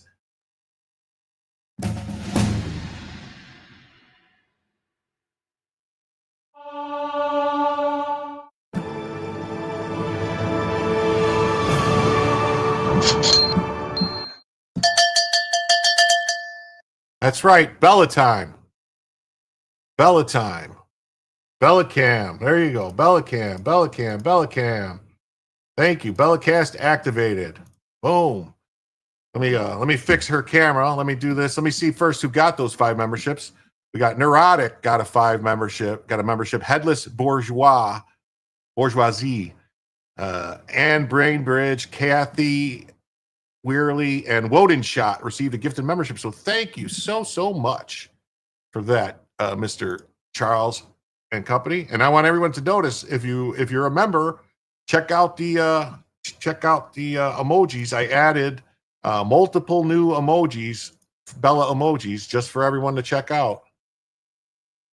Bella's having a stream there. You see her?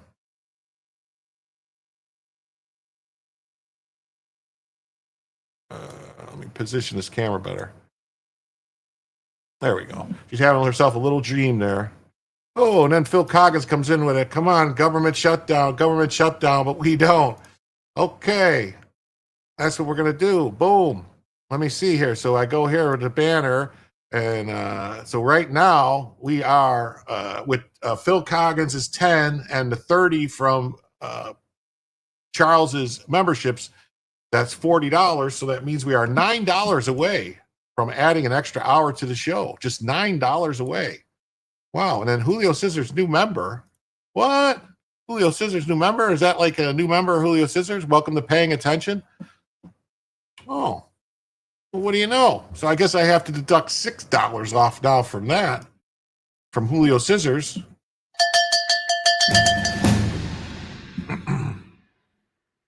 So now we are not just $3, just $3 away. Wait, is Paying Attention? Oh, yeah, Paying Attention is $6, yeah, right? Yeah. Anyway, so now we're just $3 away from an extra hour. It's cheaper than throwing you $10 every show. Well, yeah, it is, but yeah. So hit the like, hit subscribe, and yeah.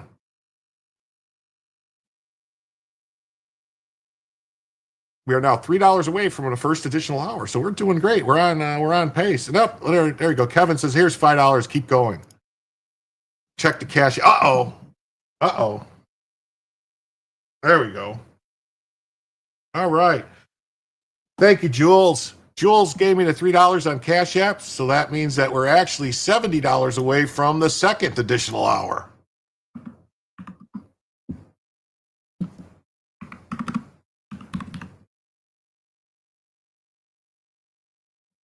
Oh yeah, so there, and so Kevin's money is as a, and then Jules the Cash App. Thank you.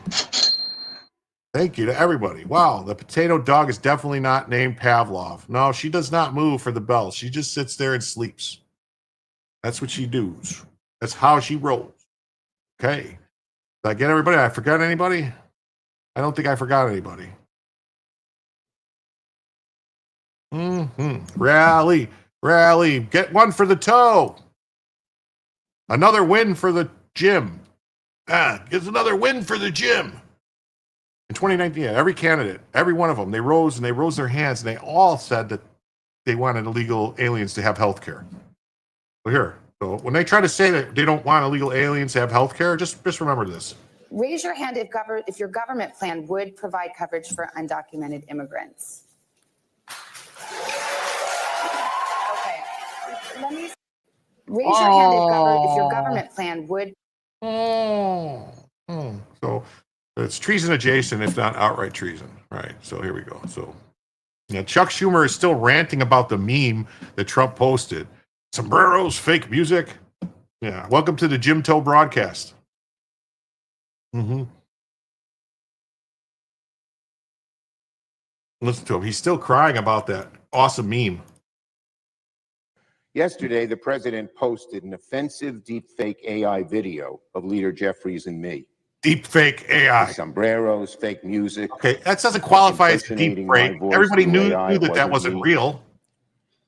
Talking even more lies about healthcare and immigration. Talking even more lies. Listen to this, America. Hours away from a shutdown, which we don't want, the American people don't want, the president is busy trolling away on the internet like a 10-year-old. And that's exactly why Americans are going to blame him if the government shuts down. That's another proof point. Yesterday, the president posted... Unfortunately for old Chuckles, it's not really the case. Because we'll get to it in a minute, but there's actually, they did a poll, and, like they did a survey, a poll, and they're going to blame Schumer. Yeah. Nobody's going to blame him. Yeah, nobody's going to blame Trump. It's everyone. I want the shutdown too. I really do. I want them to shut it down. I want them to fire 25-30% of the people that work for the federal government. Just get rid of them. And let's see what happens. There's a Democrat rep that's absolutely seethes over Mike Johnson not thinking Trump's post of Hakeem Jeffries and sombrero is racist. Ready? So here we go. So this person's going to get all upset and get mad. Look at him, mad. I also asked him what he thought of the tweet last night after the meeting in the Oval Office with our leadership and Senate leadership, what he thought of the tweet that the president put forward with our leader in a sombrero, nodding with a mustache, and Schumer saying things, of course, that he never said. The speaker said that was not his style. I said, did you call it out? You should call it out for the racist, bigoted thing that it was. And he questioned whether or not it was racist. Let me just drill down on that. Mike Johnson doesn't know if a picture of... No, Mike Johnson said it wasn't racist. He's making fun of the Democrats pandering to illegal aliens. I don't understand. It's not racist. Leader Hakeem Jeffries donning a sombrero and a mustache is or is not racist? It's not racist to put a sombrero on. I said that very thing. I said an African-American leader of the House donning a sombrero and mustache. You don't see the bigotry in that? You don't see the racism in that? That's a problem, Nicole. Here's the problem. We don't give a fuck anymore. We're done playing your games. You've been calling us Nazis for 5 years now. Go fuck yourself. We don't care. Yeah, fun flashback of a man excoriating his political opposition for forcing a government shutdown over healthcare policy disagreements. Remember this? Everybody remember this? And do you remember what he did in the shutdown? He closed down, he boarded off and walled off fucking parks that were open to the public.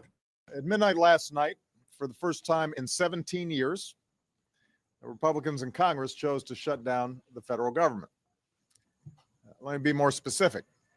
One faction of one party in one house of Congress, in one branch of government, shut down major parts of the government, all because they didn't like one law.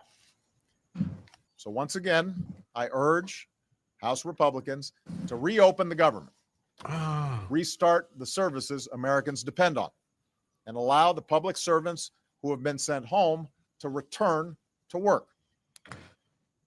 It's only going to happen when Republicans realize they don't get to hold the entire economy hostage over ideological demands. At midnight last night.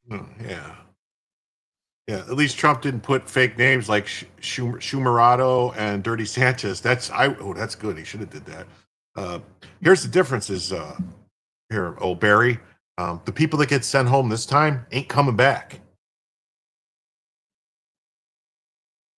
Trump should paraphrase this exact statement tomorrow. No, he doesn't have to. Because this is going to be like the funniest thing ever. Yeah, they won't be returning this time. They go. We're going to find out exactly who. Take a trip on wonderful Pinochet Airlines, where you too can board and fly across the scenic oceans on your way to visit the wonderful world of Kenya.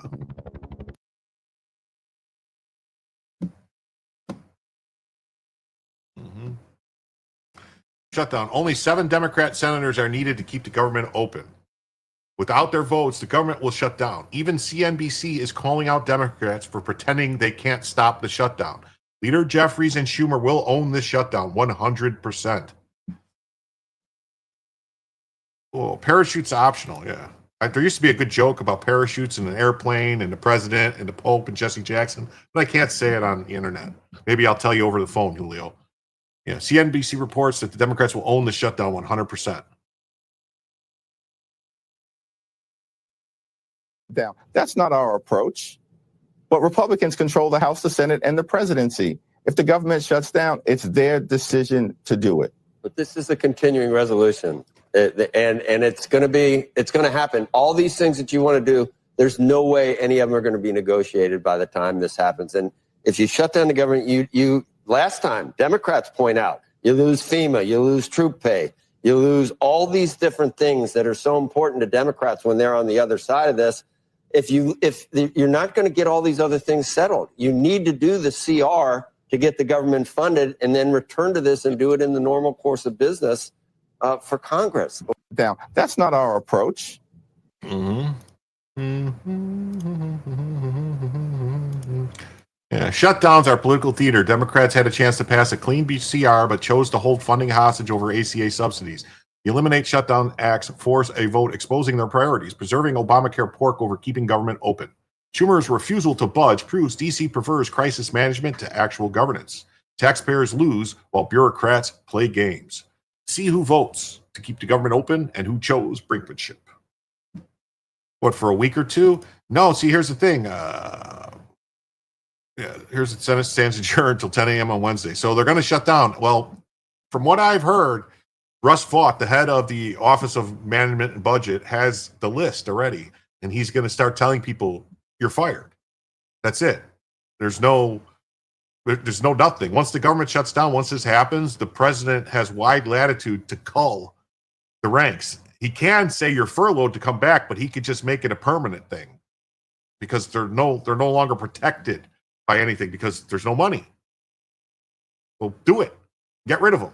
All the people. Completely fire everybody in, what is it? Radio Free America, the radio thing that they wanted to fire all those people, fire all the people everywhere. Yeah, I did Hike Seth already. We covered that. It was like the first thing, Julio. That was the first, like, one of the first segments of the show. This is funny, yeah. Hakeem Jeffries, say it to my face. Trump. So this is a video Trump put out today because he was saying stuff about. And Mr. President, the next time you have something to say about me, say it to my face. Deport all illegal aliens. I repeat, deport all illegal aliens. And Mr. President, the next time you have something to say about me, say it to my face. Deport all illegal aliens. I repeat, deport all illegal aliens. Yeah, here he is. He's all upset. Look at him. And here it is. President Trump says we can do things during the shutdown that are irreversible, that are bad for them, and irreversible by them, like cutting vast numbers of people out, cutting things they want, like cutting programs that they like. He does. He looks really nice in a suit and hat. He does. Yeah. This will void contracts, no layoffs. It's termination for many. That's right. This completely, it voids the contracts. It voids them. Like with any like third party contract voided. That's it. They can cut programs completely. Like, oh, that's gone. No more.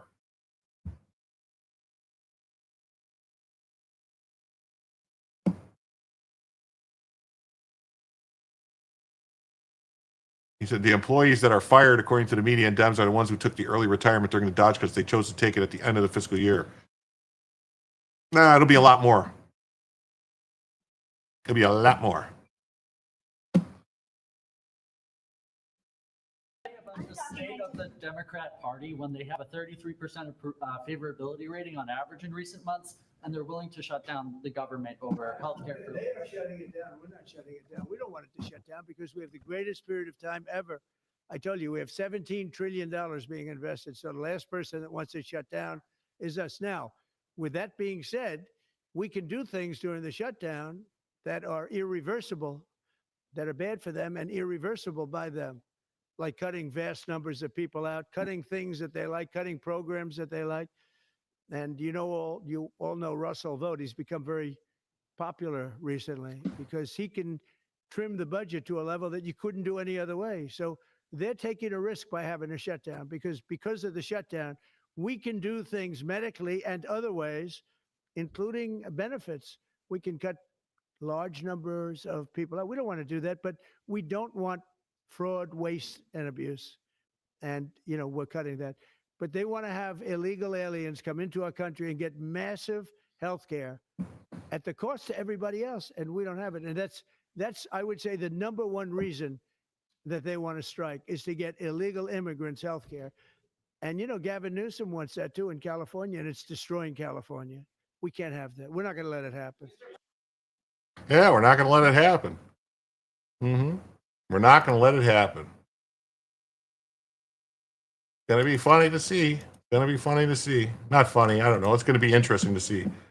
Because here it is right here. It says, he said all this. It's right here. Yes, just a momentary lapse in appropriations. A shutdown that lasts minutes or hours would give Vought the power to tell agency leaders to move past the usual furloughs, temporary, non-duty, non-pay status, to RIFs, being permanently fired. Vought could choose to close programs the administration has been wanting to eliminate and give a very big haircut to others. The result would be dramatic, instantaneous shift in the separation of powers. Let me underline this. While the purse is empty, OMB would seize the power of the purse from Congress. The administration could choose to prolong a shutdown for as long as it liked through poison pills in the negotiation with congressional Democrats and comb through the government to flatten programs it's been trying to cut. Yes, it's an awesome momentary lapse of appropriations, an awesome Pink Floyd song. Yeah. It says over 100,000 federal employees are reported set to resign tomorrow in the largest mass resignation in U.S. history. Okay. Oh, no, please don't. Stop. No, don't. We have over 5 million people working for the federal government. 100,000. Oh, well.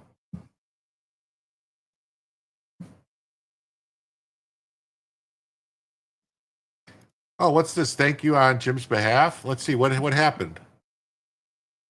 Oh, Costa Rican expat gifted two memberships in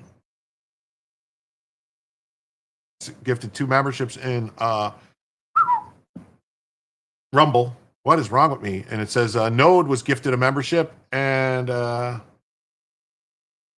else got one? Life is Indifferent got one. So thank you. And that's another $10 because those are $5 each. So that's another $10 off of the goal for the evening. So I will make an adjustment. Thank you very much. How many people work for the federal government? About half. No, like I think 5 or 6 million people work for the federal government. So, we could get rid of half, no problem. Okay, so let me do this. So right now, so we are now $60 away from a second additional hour. I'd like to see that. Yeah, with the prospect looming, the administration has little incentive to do more than shed crocodile tears over a shutdown. And then the Trump team could kill programs unilaterally without the inconvenience of going to Congress. Oh, you got a work call. Peace. All right, well, tell them I said hi. To top it all, it would be perfectly legal. Taxpayers pay for government employees. Taxpayers pay for unemployment. What's the difference?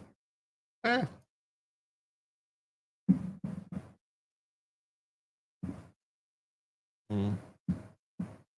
Yep, culling away, maybe like a fourth of them. Get rid of them. Yeah, that's what I say. Get rid of them. Mm-hmm. And then here's Schumer saying, Trump admitted that he is using Americans as political pawns.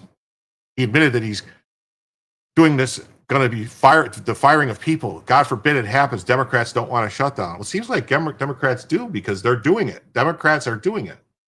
And before I get into my substantive remarks, I just heard something that Trump said. Here's what he said. We can do things during the shutdown that are irreversible and bad for them, and irreversible like cutting vast numbers of people out. Well, there it is. Trump admitted himself that he is using Americans as political pawns. He is admitting that he is doing the firing of people, if God forbid it happens. He's using Americans as pawns, as I said. Democrats do not want a shutdown. We stand ready to work with Republicans to find a bipartisan compromise, and the ball's in their court. Okay. When he says he will do things, he is taking ownership. He is taking ownership. It's just like in his first term when he said he will own the shutdown. That's just a point I wanted to make. Okay, now we're 10 hours away from government funding expiring simply because the Republicans are not serious. They need 60. They need 60. Finally, they need months 60. of asking, months, They mounting pressure. Leader Jeffries and I went to the White House yesterday to meet with the president and Republican leaders to find a way forward. Hey, what's up, Graper? How you doing, buddy? Very clear, behind closed doors, that the president hasn't fully. It takes 60 votes, Lynn. 60 votes. So there was only 53 Republicans, so only 2 Democrats voted yes. So they need more. They needed more than 2. So it's up to them. I think the only 2 that voted yes was, if I'm not mistaken, was Fetterman and Mastos from Nevada, I think. Grasp the magnitude of the disaster he's causing Americans. As costs continue to skyrocket for Americans, thanks to Trump's tariffs, economic policies, clean energy policies, and disastrous blunders, Americans are prepared to spend 114% more on their health insurance. That's right. That just came out.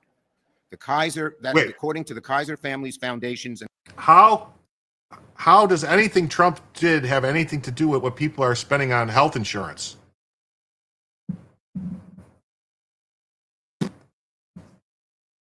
No, budget items are not. This is a continuing resolution. It's different. A continuing resolution is 60 votes. It's not the same. It's different. So. Analysis today, without ACA premium tax credits, premiums will double, more than double on average. And this not only affects those on ACA, it affects just about every American family with health insurance, because it is, as has been documented, when they get the deep cuts on ACA and on Medicaid, they don't have as much money. They raise the costs on everybody else. So virtually no American. Oh, well, then according to him, by his math, then colleges and universities should be free because they get all the government money and they just keep getting more government money, but yet they keep raising the costs. And it's weird that the cost of everybody's insurance went up as soon as the fucking government started paying money in. Because as soon as free money came from the government, they raised the cost because there's free money coming from the government. That's how it works in everything. When the government gets involved and starts giving money, prices go up because it's called inflation. American with health insurance is immune from these disastrous Trump cuts. And what are Republicans doing about this? Avoiding lying. This week, look at this poster. Oh, Jesus. This week, look at this. Let's see. Oh, Node says, thanks so much for the membership. That was Mr. Castro. So thank Mr. Castro. Here. Let's get this poster today, as many of you saw. This is what the House Republican Conference called. Lisa McClain, the head, walked members through Poland and advised them not to make the message about health care because ours lose that argument. That's not me. That's one of the Republican leaders who's in charge of messaging. What? No, they're not going to lose the argument about giving illegals health care. What is he talking about? Yeah, it says my premiums almost tripled in the last 10 years, so no longer have insurance and make too much for stupid Obamacare. I said, I was paying for a policy for my son, all right, before Obamacare, and it was $212 a month for basically like, Blue Cross Blue Shield, the best plan they could get. And then Obamacare passed and it went to $1,200 a month. So don't give me this bullshit about somehow Obamacare saved people money, because it didn't. And it's only gone up from there. I know people that are spending $30,000, $40,000 a year for fucking health insurance now because the government fucking with it. Media lies. Rep. Jayapal claims the GOP majority should keep the government open. It's a blatant dodge. The Senate needs 60 votes to pass funding bills. With a near 50-50 split, Democrat votes are crucial to avoid a shutdown. There's a reason your doctors don't look like Dr. Hardy from General Hospital anymore. It's Medicaid. Yeah, you can keep your doctor. Yeah, remember that? You can keep your doctor. They're stonewalling with extreme demands like pushing healthcare for illegal immigrants and $500 million to prop up NPR and PBS. That's right. They want $500 million to go back into National Public Radio and PBS. These are not reasonable asks. They're deal breakers.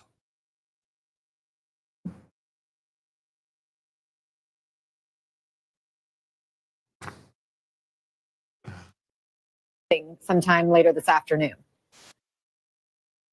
That's right, Anna. We have a situation where Republicans control the House, the Senate, and the White House. And in the Senate, in the House, obviously, they can pass things with a simple majority, which is what they did, a very partisan bill. And now they have to go to the Senate, and they need 7 Democrats to be with them, which means that you have to negotiate. If you are the governing party, you have to govern. If you have all 3 chambers, the 2 chambers of Congress and the White House, you have to be able to govern and negotiate. And I think what Democrats have said very clearly is this is unprecedented.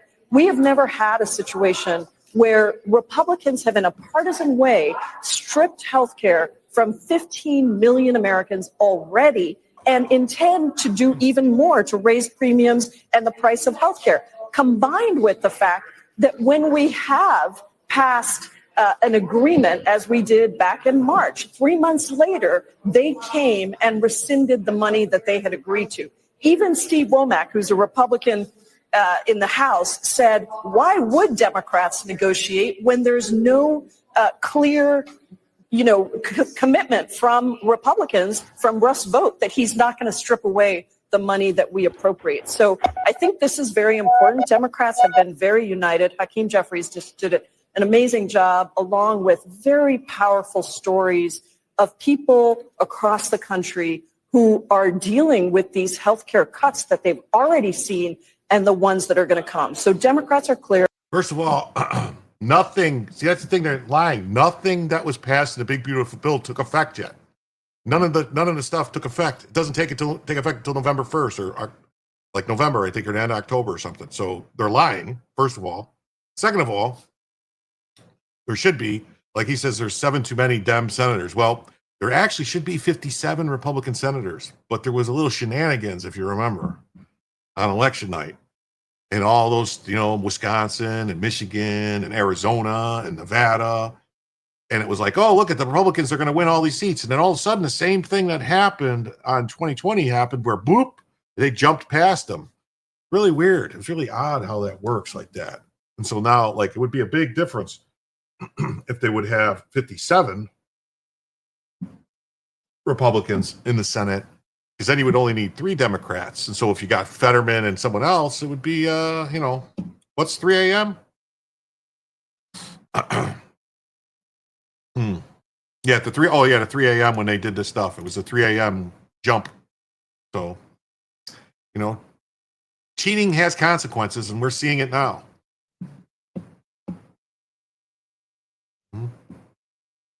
And a federal shutdown is imminent. The bill keeping government open can no longer get 60 votes, making passage impossible unless multiple Democrats flip. The Schumer shutdown is upon us.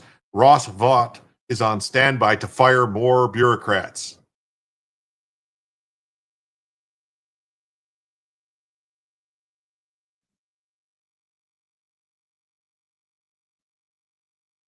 There it is. Roll call vote. Oh, yay, nays.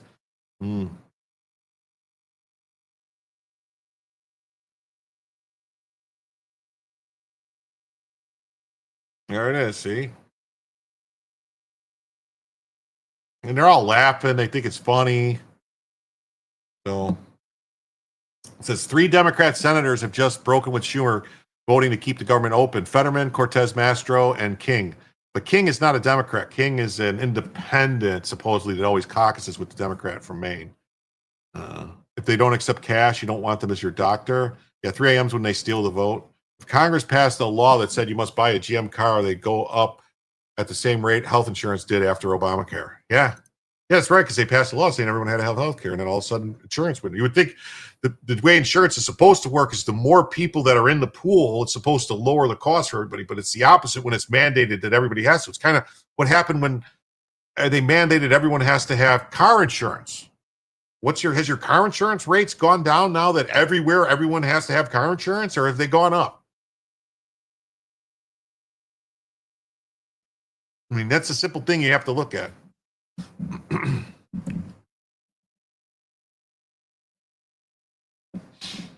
Mm-hmm.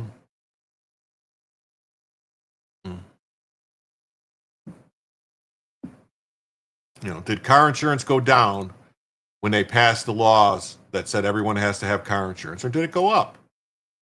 And then Senator Lisa Murkowski flips, votes to keep the government open after voting nay the last time. That's right. This lady who claims she's a fucking Republican, she's not. She's a Democrat. She's always been a Democrat. She pretends she's a Republican to win in Alaska. And then when people figured out that she wasn't a Republican and they tried to get rid of her, she pulled some shenanigans and changed the rules, had the rules changed in Alaska for ranked choice voting. That way she could squeeze by. Yeah, she's lost 2 primaries, 2 Republican primaries. She's lost, yet she's still there. Mm-hmm. The GOP House passed a continuing resolution keeping the funding flat until November 21st. No new spending, no Democrat pet projects. Murkowski flipping shows even skeptics recognize shutdowns don't fix bureaucratic bloat. But let's be clear, the CR just kicks the can. That's right. Real reform means slashing $55 billion in redundant agency budgets, not temporary band-aids. Democrats still pushing ACA subsidies as Ransom proves they'd rather weaponize healthcare than pass clean funding. For the real win, forcing DC to audit every dollar instead of rubbish strapping trillion-dollar deficits. That's right. Yeah, ranked choice voting is a real scam. It is a scam. Hey, you saw that neck on Thanksgiving last year. That's right. Did you stuff it? Murkowski's going to swap parties after the midterms anyway. I don't think she's going to swap parties. She's going to go independent, but she's going to get voted out. Her time is numbered. Her days are numbered. Yeah, she is crazy. She's a nutbag. Mm-hmm. Update. Crying Chuck Schumer says the poll is biased. That's right. Ready? Because there's a poll right here. Here's the poll. 65% of Americans say Democrats should not shut down the government. It's right here. See? There's a poll. Mm-hmm. New York Times, Siena poll.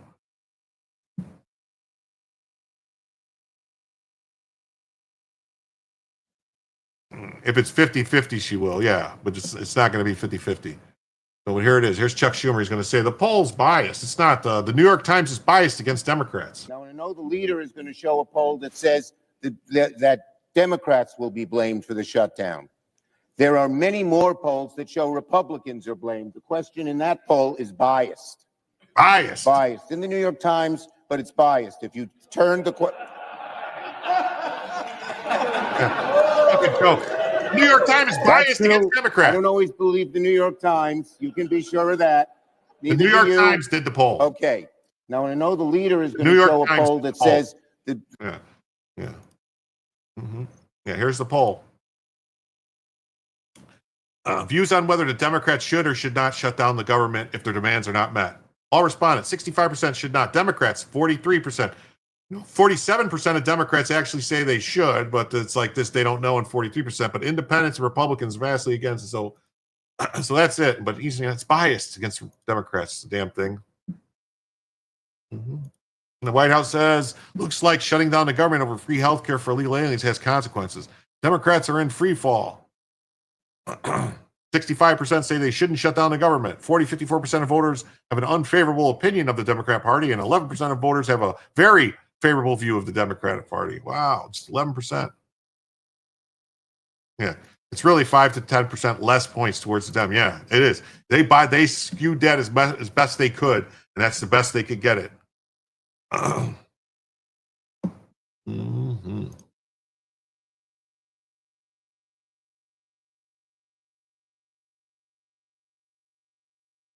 Mm-hmm. Let's see. Let's go. Let's see. Here's the clock. There's still 50 minutes and 23 seconds to shut down, people. 50 minutes and 23 seconds to shut down, baby. Yeah. I'm going to keep this open and stuff, but we'll check it out in a minute. Mm-hmm. Yeah.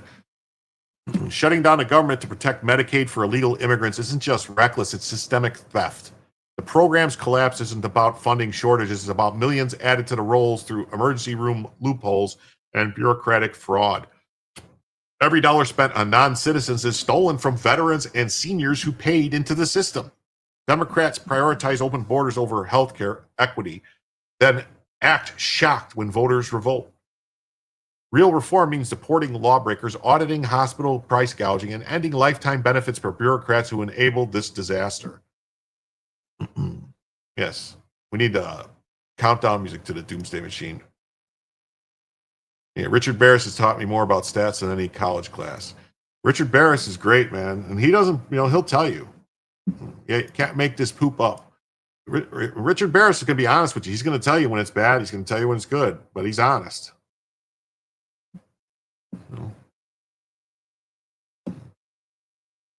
Here's a Democrat whip held a press conference today about the consequences of a government shutdown, but she did not admit it was her own vote that literally takes food away from the WIC program. Sadly, Democrats are about to inflict real pain on real people.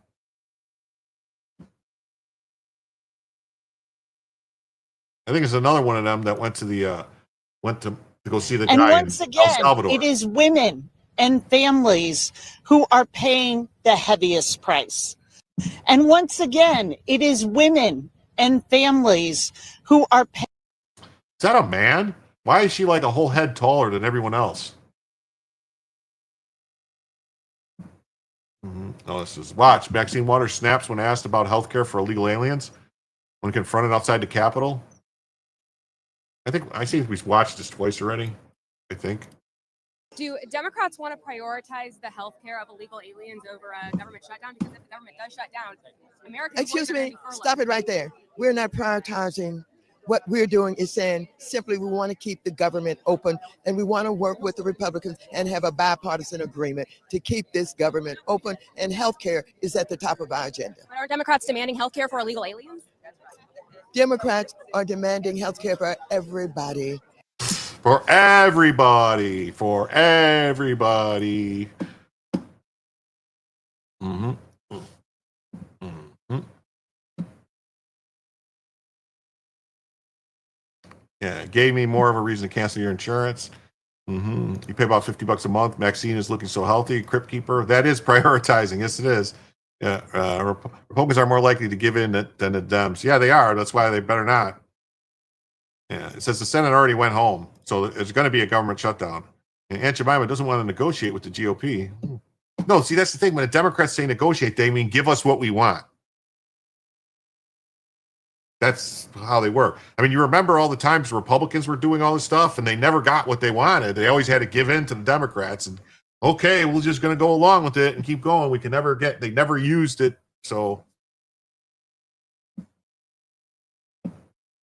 you know.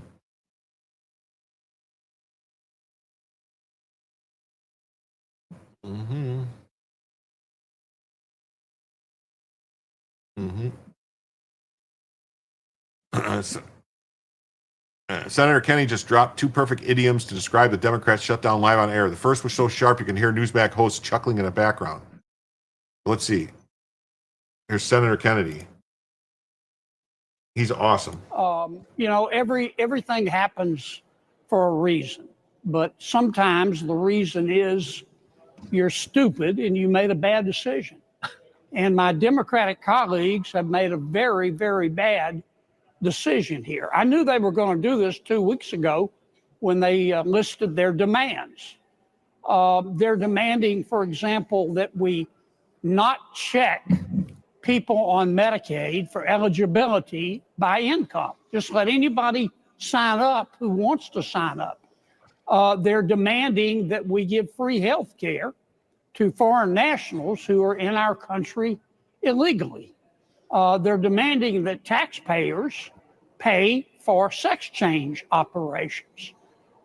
If you list all of their demands and add them up, it's between 1.2 and 1.5 trillion dollars. Now, they know it's an unserious proposal. They know we're not going to accept it. That tells me that this decision to shut down government is not based on policy, Rob, it's based on politics. And here's the politics.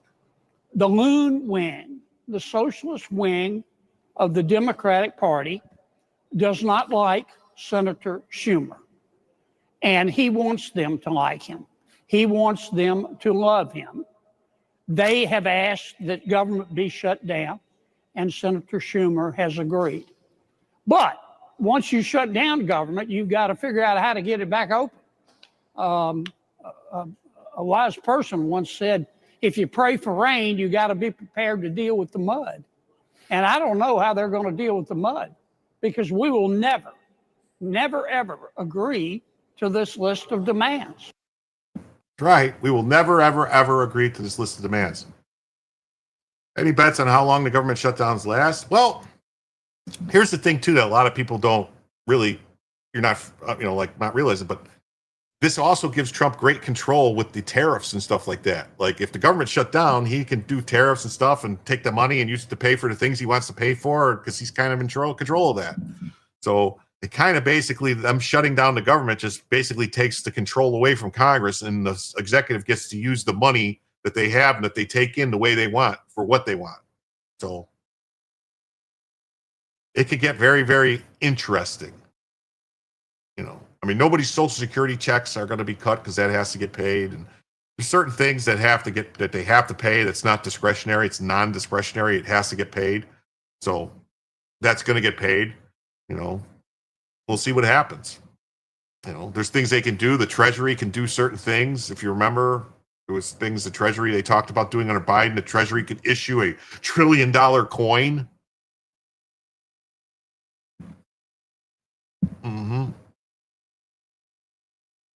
Proudly, you were put in timeout for saying Maxine Waters told a crowd about confronting MAGA. It was okay. Who put you in timeout? Nobody put you in timeout here. What are you talking about? Nobody put you in timeout here.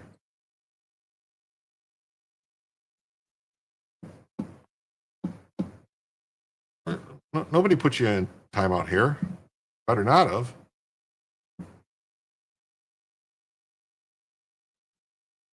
We need to chain the doors of Congress shut at midnight. That's what they could do.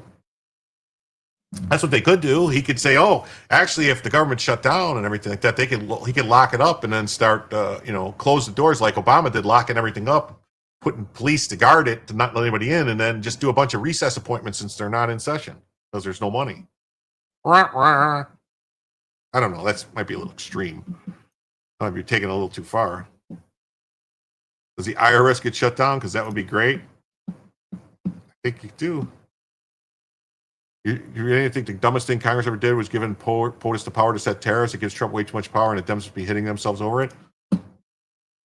They didn't, they did it for other reasons, but now that it's Trump, they're like, oh, we don't want Trump to have this power.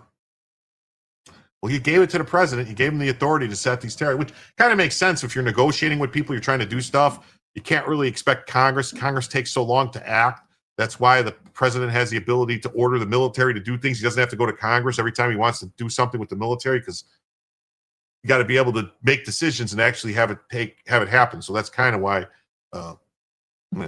take all the D's off of all the computers. Yeah, like they did. Like, didn't they take all the W's? The Clintons took all the W's off the computers when George W. Bush came in. Something like that, I think, right?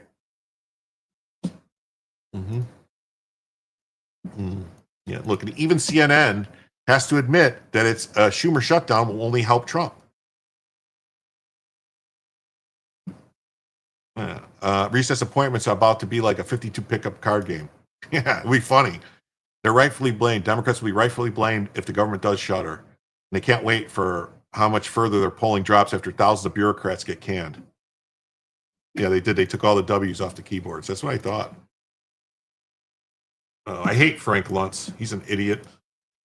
I wonder what you make of this New York Times Siena College poll, Frank, that shows President Trump's approval rating largely unchanged since April. Yes, but those groups, some of which you just named, that propelled his campaign last year, Hispanic voters, voters under 30, his net approval has dropped significantly. Should he be concerned about that? He should be concerned about it, and the Democrats should be concerned because their numbers have dropped even further. When you ask about how well Donald Trump has handled some of these issues, he gets lukewarm, mediocre, sometimes even a little bit negative evaluations. But more impactfully for this election, the Democrats are doing even worse. So basically, there's disappointment with the White House. There is annoyance with the Democratic opposition. If you ask me who's in a better position, I would say to you that history says the Democrats should win. But based on where things stand right now, you have to give Republicans the edge, even with a shutdown that could happen tonight. Frank Luntz, thanks so much for that. Appreciate it. Yeah. A completely defeated Chuck Schumer is about to have a mental breakdown. He's responsible for both the shutdown and the mass firings.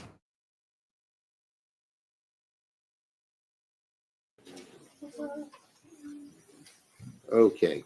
Thank you, everybody. And I'm proud to be joined by my colleagues, Senators Durbin, Murray, and Klobuchar.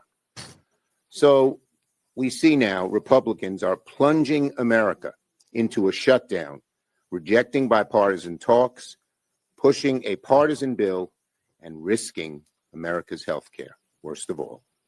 A few moments ago, Republicans once again rejected Democrats' proposals to avoid a shutdown, fix health care premiums, and spare Americans the calamity of skyrocketing through the roof health care costs. Did he just do a Nazi blocked it salute? again, once again. So now 2 times, Republicans have failed to get enough votes to avoid a shutdown. They've got to sit down and negotiate with Democrats to come to a bill that both parties can support. They didn't do that in the past. Their bill, they call it clean, we call it totally partisan. There was no input from Democrats. Not a single line in their bill had input from Democrats. They never consulted us. Thune didn't consult me. Johnson didn't consult Hakeem. And the bottom line is that we had a partisan bill. It's not a partisan bill when it's just a clean CR saying everything stays the same, no change in funding, just fund it for 7 weeks. How is that partisan? They didn't add anything in. They didn't do anything partisan. They just said, nope, just extend for 7 weeks out. You don't pass partisan bills, CR.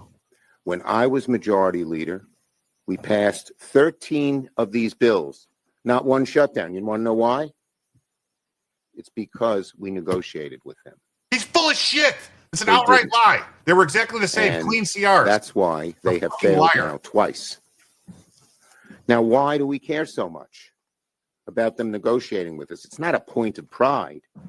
It's because Americans are hurting with higher costs throughout the country. Some of it's tariffs. Fuck him. Yeah, that's right. OMB is about to have a field day firing these Democrats. Earlier, Russ Vought had explained just how prepared he is for the Schumer shutdown. Kudlow asked how many federal bureaucrats could be fired under a shutdown and mentioned 300,000. His response is why Democrats will be sleepless tonight. Let it be said that these are all manners of authorities that will be able to keep this administration policy agenda moving forward, that including reducing the size and scope of the federal government.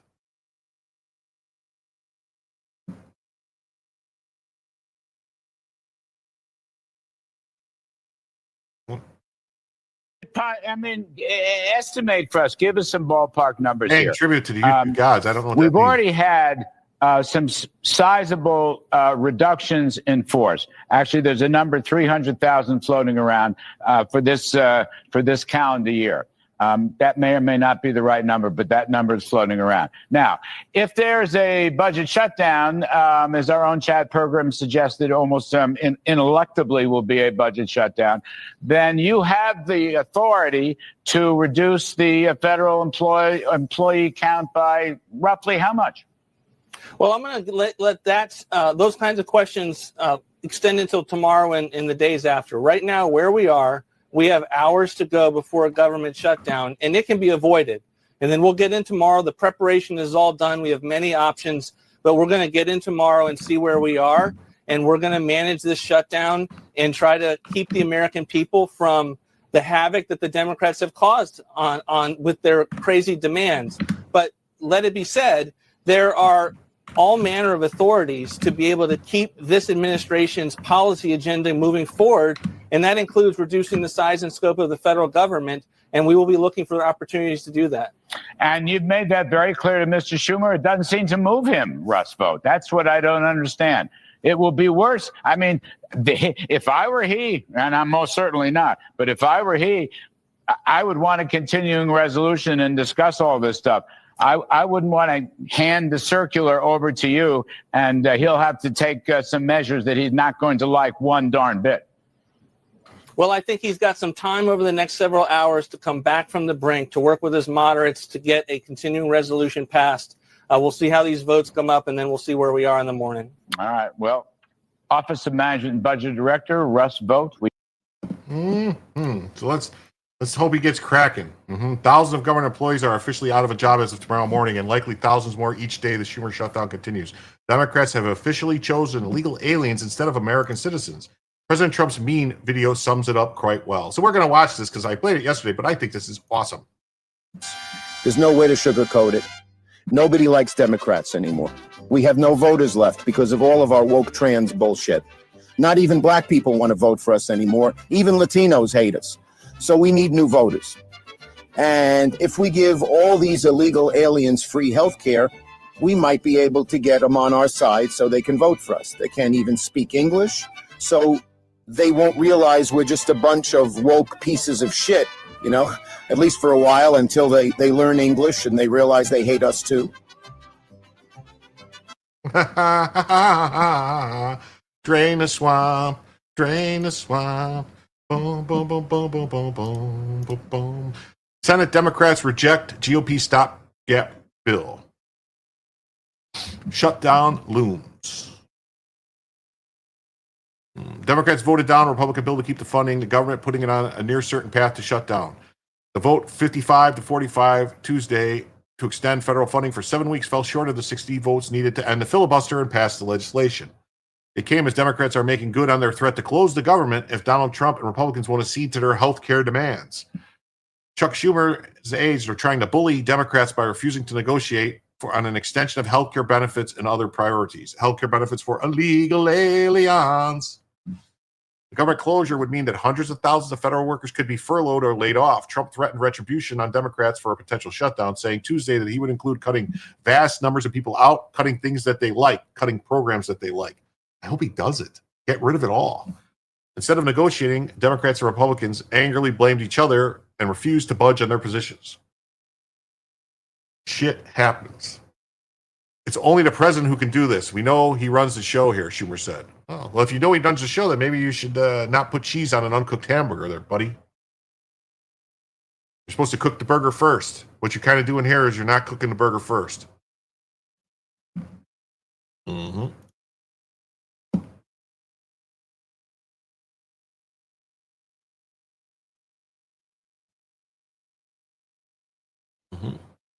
John Thune said Republicans are not going to be held hostage by the Democrat demands.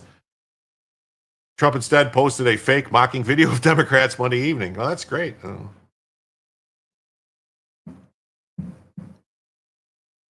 Partisan stalemates over government spending are a frequent occurrence in Washington. The current impasse comes as Democrats see a rare opportunity to use their leverage to achieve policy goals, and as their base voters are spoiling for a fight with Trump. Well, let's see how it works out. Republicans who hold a 53 to 47 majority in the Senate needed at least 8 votes from Democrats after Republican Senator Rand Paul of Kentucky opposed the bill. Well, of course, why wouldn't Republican Rand Paul oppose the bill for a clean CR?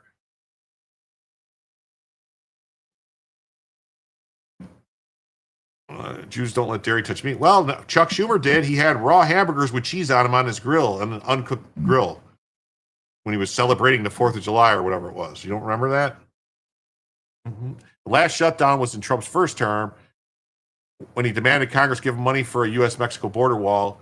Trump retreated after 35 days, the longest shutdown ever amid intensifying airport delays and missed paydays for federal workers. Millions of people could face higher insurance premiums if the healthcare subsidies expire at the end of the year. Nobody tell Jim about steak tartare. No, I'm talking about Chuck Schumer specifically. I know what steak tartare is. That's completely different. That's a very, very, like high quality meat. Chuck had some hamburger, like on a grill that was uncooked with cheese on it. Yeah, that's how we knew it was fake and staged. Yeah, I know. We are not going to support a partisan Republican spending bill. It's not partisan. No.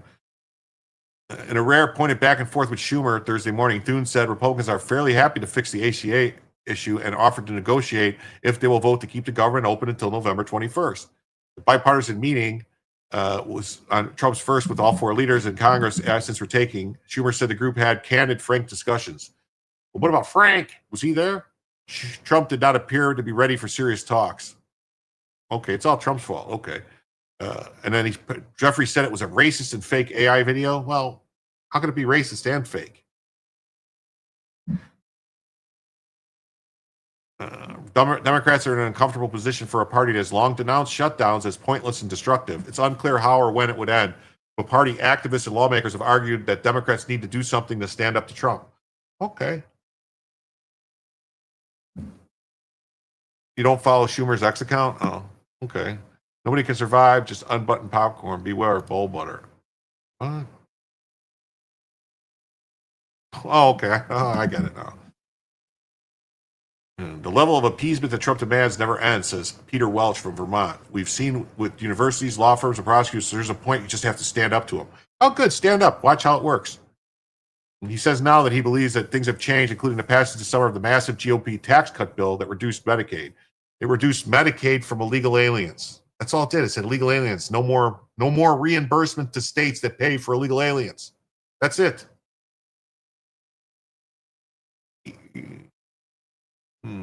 It's estimated letter to Joni Ernst on Tuesday that around 750,000 federal workers could be furloughed each day a shutdown begins. That's awesome. Bye-bye. Bye-bye. What I hear from federal workers is that they've been on a slow shutdown firing since the beginning of this administration. They want us to push back. Oh, okay. See how it works when they're just fired permanently. You got 27 minutes and 51 seconds until shutdown party. We're going to go woohoo, pop the cork on some champagne. All right, I have to open some more tabs, so just give me a minute here.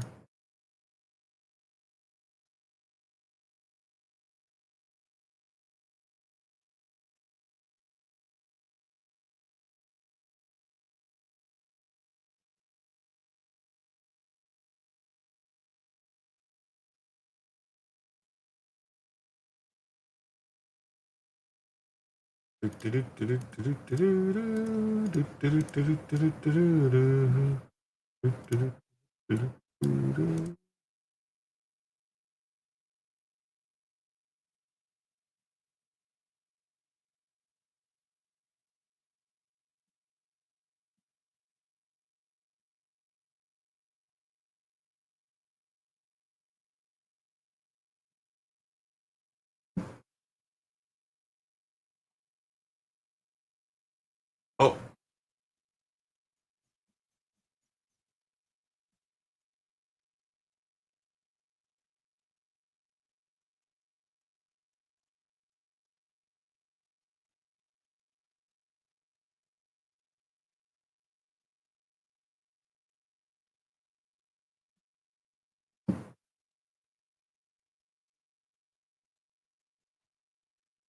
What the hell just happened?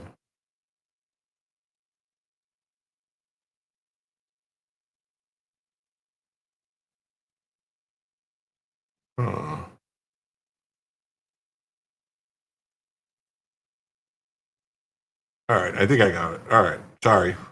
Had some weird stuff going on there.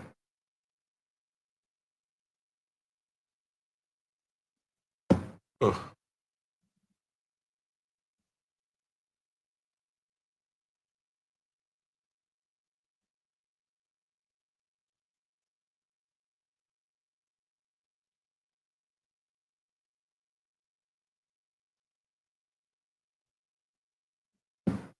I don't know what's going on. I'm having like massive issues here with my computer. It keeps freezing on me. So we got to shut 25 minutes of the shutdown. So I don't know. Should I look and see if there's anything new on Twitter before we go? I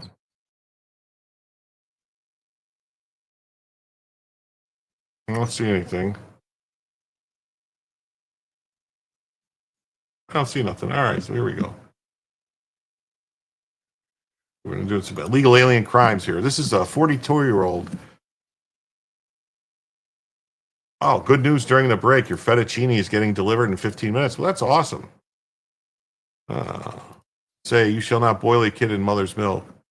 Seems to be more about the fact that they're related rather than just beef and dairy in the same pot. Could be. This chat is awesome. That's awesome. I'm glad. Anything else going on here? Nothing. All right, everybody. Wow, we've been going 2.5 hours. We got about another. Let's see. We got about another hour to go, I think. Unless we hit the next goal. We have 49 minutes left to hit the next $60 to stay open another hour. We'll see if we happens. If not, no big deal. So this is a mugshot of 42-year-old Roberto de la Cruz Mendez. He was arrested for savagely raping a 7-year-old in North Carolina. He's an illegal alien, and if ICE weren't under attack from Democrats, they could have deported him before he ruined this child's life.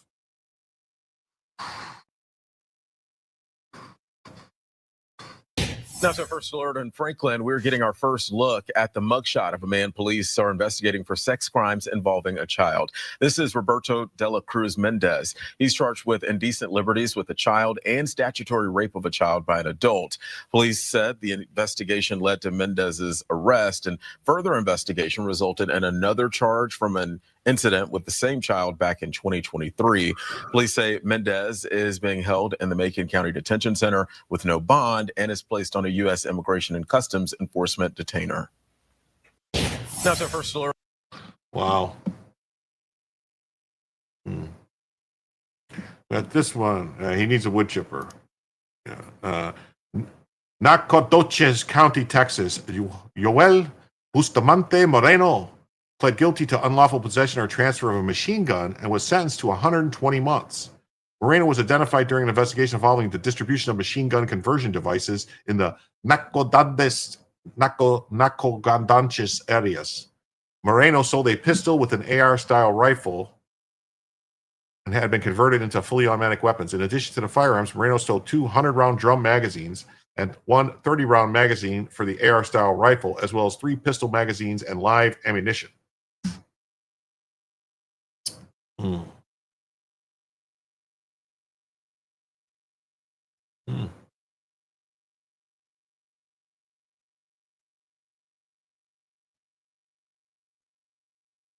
the hell is going on?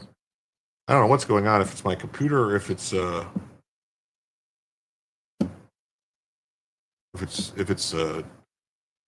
it's Nacogdoches. Oh, okay, yeah, Nacogdoches.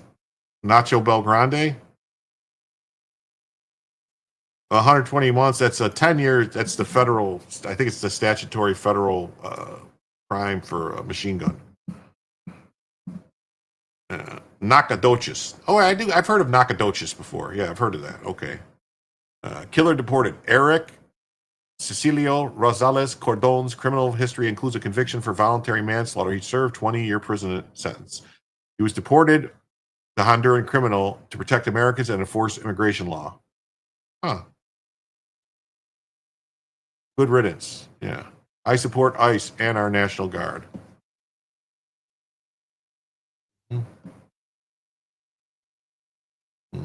Man arrested for rape of a child, an hour on immigration detainer. I think didn't we just, this guy we just looked at? That's the same guy over here.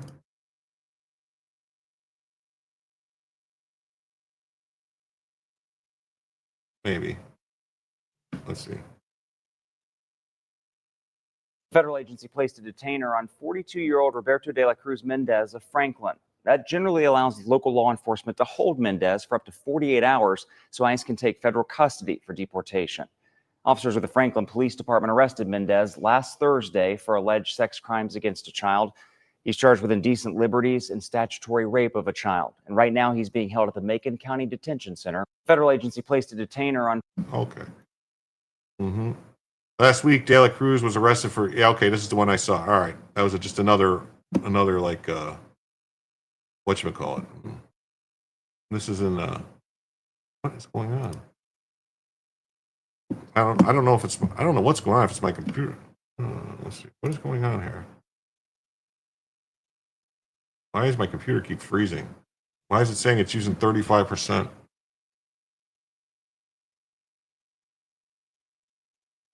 Oh, anyway. Earlier this month, Juan Sanchez Garcia was arrested for sexual battery. He has an immigration detainer hold. Let's see. Let's see. Oh, he's white. What do you know? He's a white guy. Got all these white guys committing crimes. We really got to do something about all these white guys committing crimes. We really have a problem. And that's when they say that. We have a problem with all these white people committing crimes. We have a problem with these white males committing all these crimes. We have to solve this white male problem. Mm-hmm. White. Mm-hmm. Yeah. Mm-hmm. Today, ICE.gov confirmed the arrest of 24 illegal aliens in Manitowoc County, Wisconsin.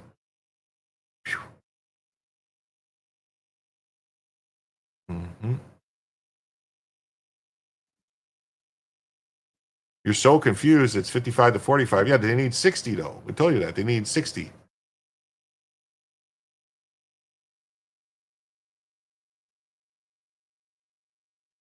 Why do I not see Lisa's comments?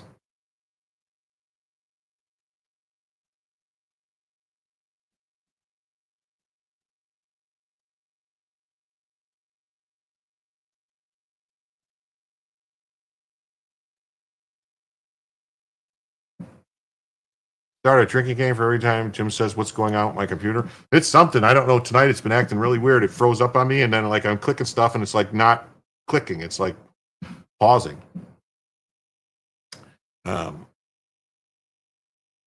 Like I'm right now. I just scrolled, and it took a second to move. It's like jumping.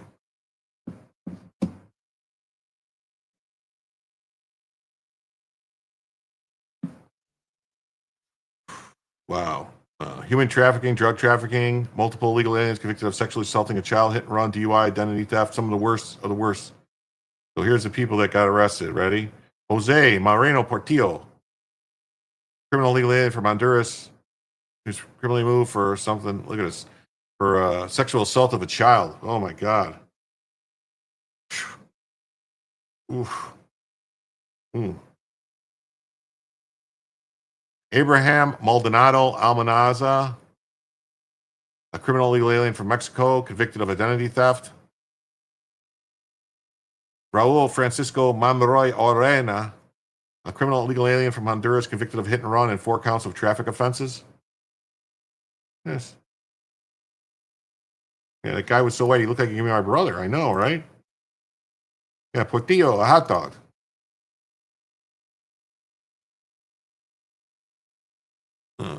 Darwin Adiel Villavicencio, a criminal illegal alien from Nicaragua, convicted of disorderly conduct and 2 counts of traffic offense. Kind of disorderly conduct and traffic offense. I think we're kind of scraping the bottom of the barrel there. But Erlin Joel Villavicencio, a criminal illegal alien from Nicaragua, convicted of 2 counts of driving under the influence and pending charge of failure to appear. You know, driving under the influence is a very serious thing. A lot of people are getting killed by DUIs, especially illegal alien DUIs. It's been happening. And Christian Nuan Diaz Alfaro, a criminal illegal alien from Honduras, convicted of possession of narcotic equipment and driving under the influence of liquor. I mean, you would think if they came here to get for a better life and a job, why are they into I need to check and see if my PC identifies as a lemon. I'm starting to wonder if something's wrong with it. I don't know. Maybe I should have rebooted it today. I haven't rebooted it in a couple days. I don't know. Maybe that's why. And then ICE arrests in Manitowoc County expose the brutal reality that criminal illegal aliens exploit weak borders to prey on American communities. These 24 arrests, including child predators, traffickers, and drug offenders, prove why Trump's border security overhaul works. Previous administrations let this rot fester through catch and release and asylum fraud. Now ICE is unapologetic enforcement deters future criminals while protecting victims. Every deportation here strengthens public safety and sends a message. Break our laws, face immediate consequences. Sanctuary cities and open border lobbyists enable this chaos. Full backing for ICE mission, no compromise. Wow. That could be true. Mm-hmm. Mm-hmm.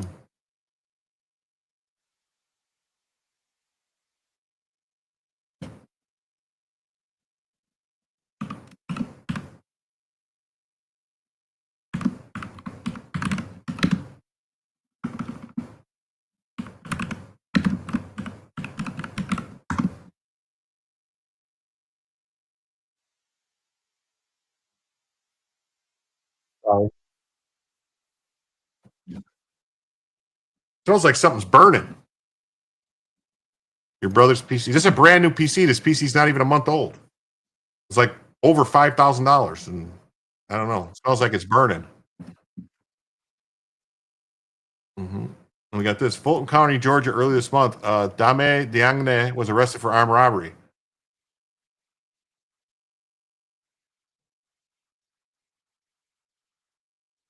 Let's do some blackmail.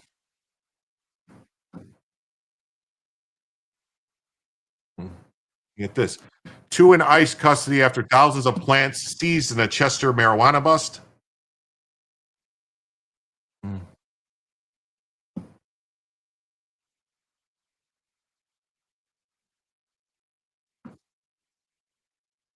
Two in ICE custody after thousands of plants seized in a Chester marijuana bust. 2 people were taken into immigration court and custom enforcement custody after a search warrant was served in a marijuana grow in Chester, Oklahoma. The Oklahoma Bureau of Narcotics Marijuana Enforcement Team searched the New Good Harvest 999 LLC as part of the investigation into illegal cultivation of marijuana trafficking to the black market. They seized 18,000 plants and 577 pounds of processed marijuana.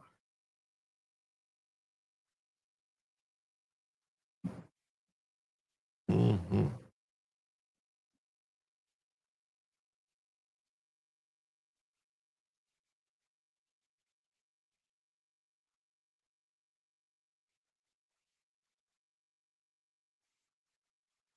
Hmm.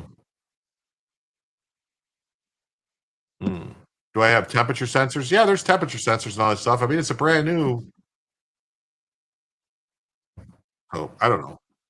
Then OBN established the MET full-time statewide to address criminal organizations setting up marijuana operations in Oklahoma. 8,400 farms were operating. Oh my God, they have 8,400 marijuana farms in Oklahoma. More than 1.9 million illegal marijuana plants and more than 200,000 pounds of processed marijuana have been seized since 2022. Wow.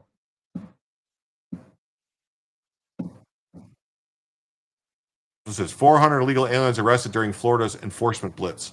More than 400 illegal aliens, many with disturbing criminal records, were rounded up during Operation Central. Full stories below.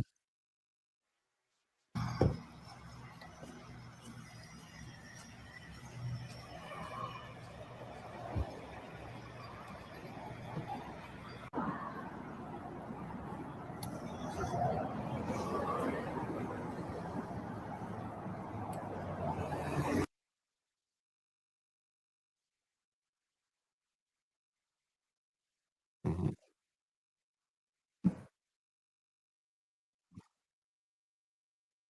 Week-long ICE operation with state partners lead to arrest of more than 400 illegal aliens.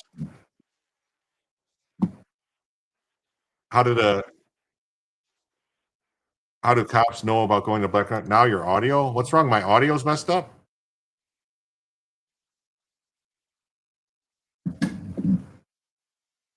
Make sure not hot, overheating, and frying. I don't know.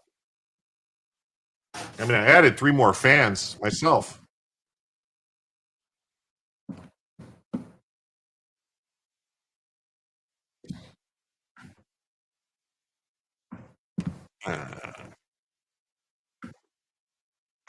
Week-long ICE operations with state and local partners leads to the arrest of more than 400 illegal aliens in Central Florida. Immigration and Custom Enforcement operations alongside U.S. Customs and Border Patrol, Florida Highway Patrol, Polk County Sheriff. Polk County Sheriff, that's Grady Judd. He don't fuck around. Brevard County Sheriff, that's that other guy. He don't fuck around either. And the National Guard and others led to the arrest of more than 400 illegal aliens from September 22nd to the 26th. Florida's led the nation for the 287G partnerships with 327 agreements. It's another successful operation, blah, blah, blah, blah, blah. Some of the worst were arrested. Lewd and lascivious behavior and battery, domestic violence and prostitution, vehicle theft, marijuana, flight to avoid prosecution, driving under the influence, hit and run, reckless driving, driving under the influence, 2 counts of driving under the influence. We got a lot of driving under the influence stuff. Driving while impaired, resisting an officer. You think it's funny that these illegal aliens know how to act when arrested and some U.S. citizens don't? Well, I think these guys are like, they know in their home country what would happen if they resisted. So they're like, you know, they don't know. They're like, man, they don't want to F around. This is the Border Hawk guy talking about it. So here's his story. Authorities from 15 agencies conducted vehicle stops in Polk and Brevard County. So they arrested all these people. So we got that. All right. We got this. This happened this morning. It's a 26 Federal Plaza in Manhattan this morning. Journalist provocateur A follows ICE agents into an elevator, which he had no business doing. Journalist provocateur A is taken and hurled out of the elevator. Journalist provocateur A slams into presumably journalist provocateur B, who makes contact with journalist provocateur C. Journalist provocateur C lies on the ground as if he's been seriously injured and is carted off. Was this just an act, or was he seriously injured? Your assessment, please. Let's see.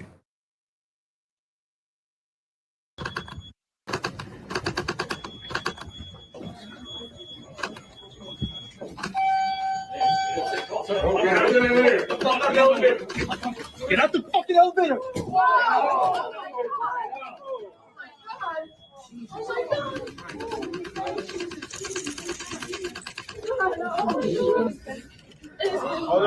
Who is that?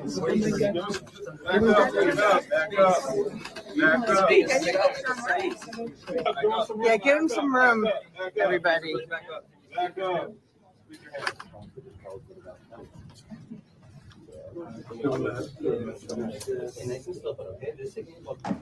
Wow. You want to go with yeah, I got. Oh, you want? Yeah. You want to help me? You go now. All right. All right. You guys good?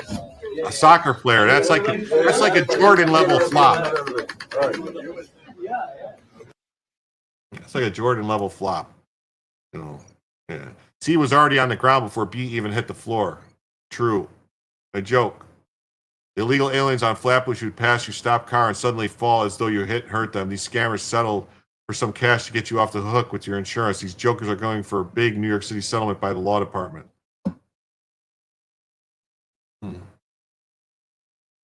Every day, America's brave officers put their lives on the line to defend our homeland and keep safe. Watch as Dallas deportation officer speaks out after last week's targeted attack on the Dallas ICE facility.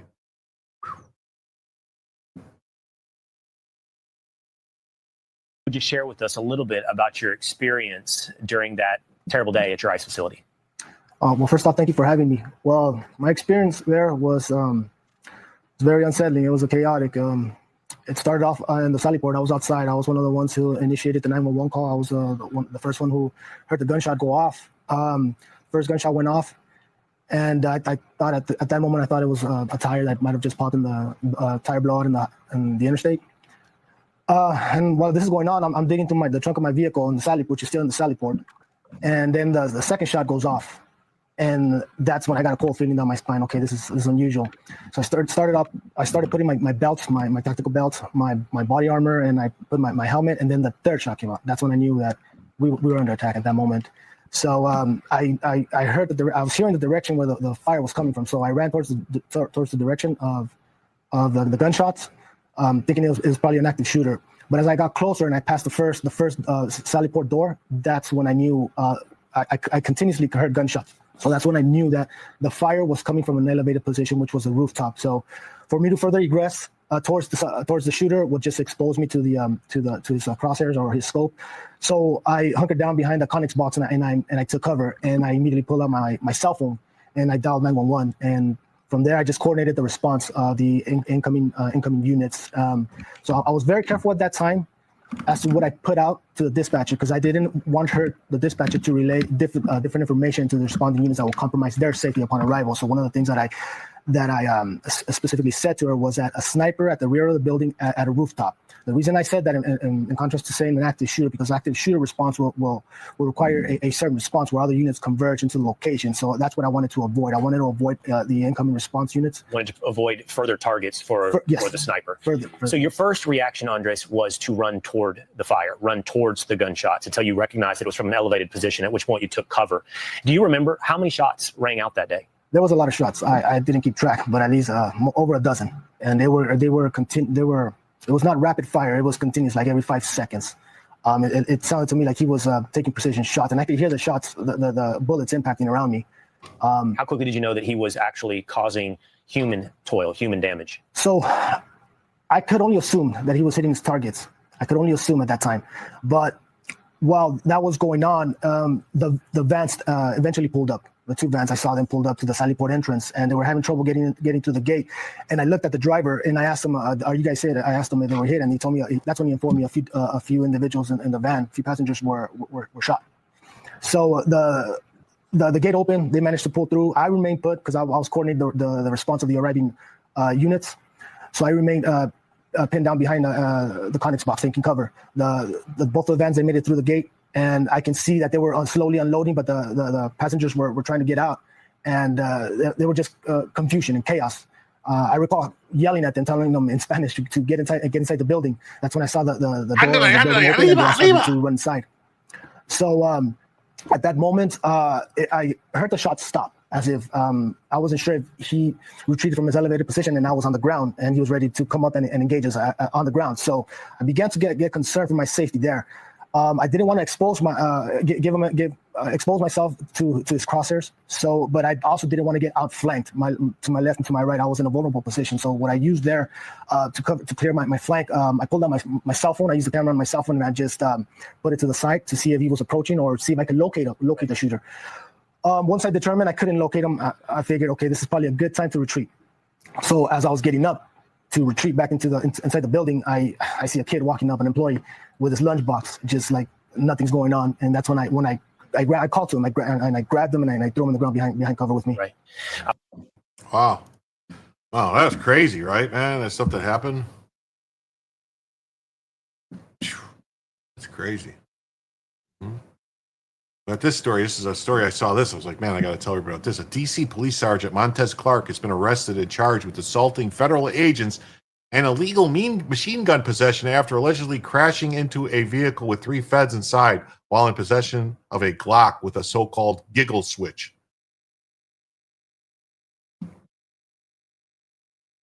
Did someone translate? You can't hear that fast? Was that fast? Sorry. Yeah, here's the guy right here. This is the police sergeant, Montez.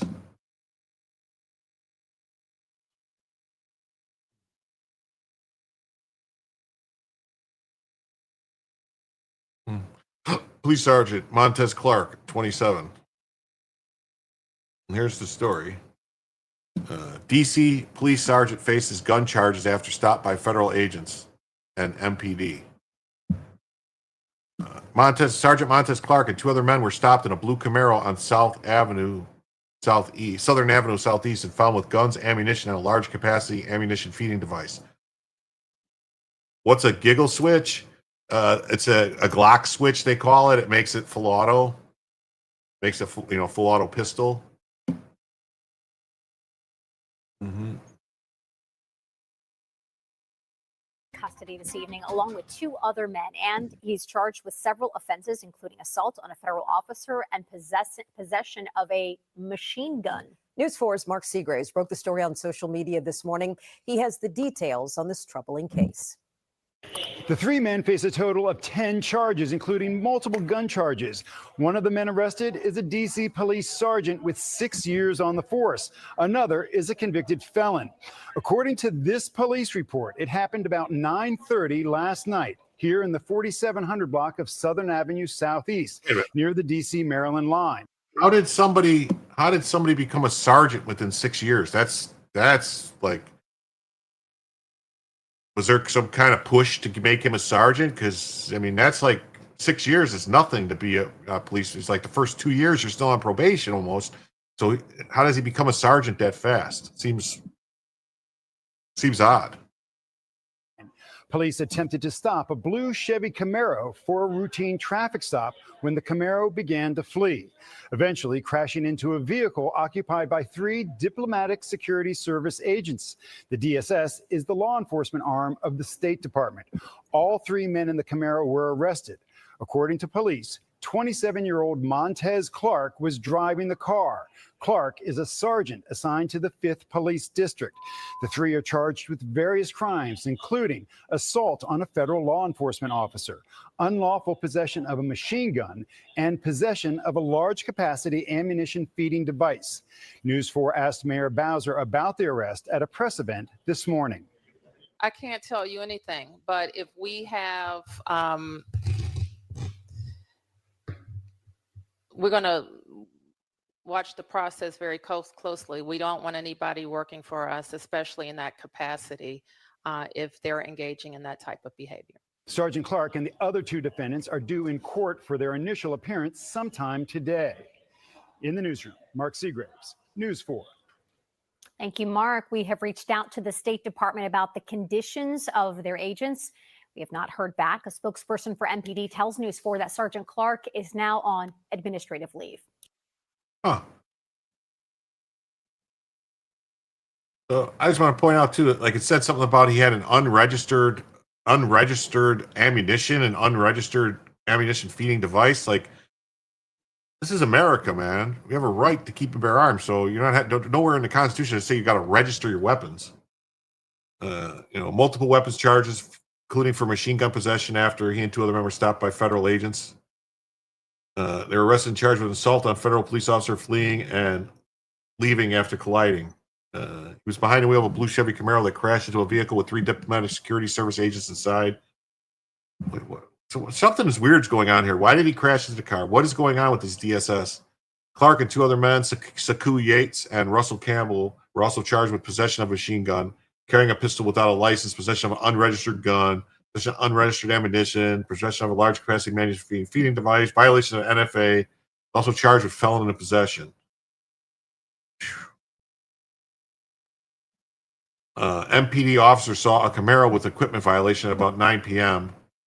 When police tried to stop the Camaro, Clark took off and crashed into the vehicle with the DSS agents inside. Oh, so it was just by happenstance that he collided with them, I think. Officers and federal agents stopped the car and found 2 Glocks, including one with a switch and multiple types of ammunition.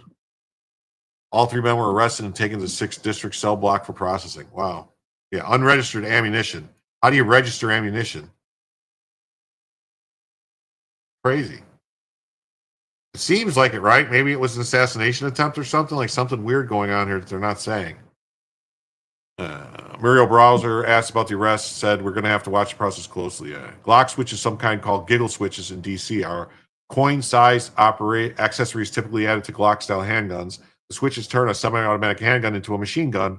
Without them, a single bullet is fired with every trigger pull, as the gun was designed. With the addition of the switch, the gun fires bullets until the magazine is empty. Or until it jams. A 5th District Sergeant joined the MPD in July 2019. He was placed on administrative leave. All 3 men were due in court for their initial appearance on Tuesday.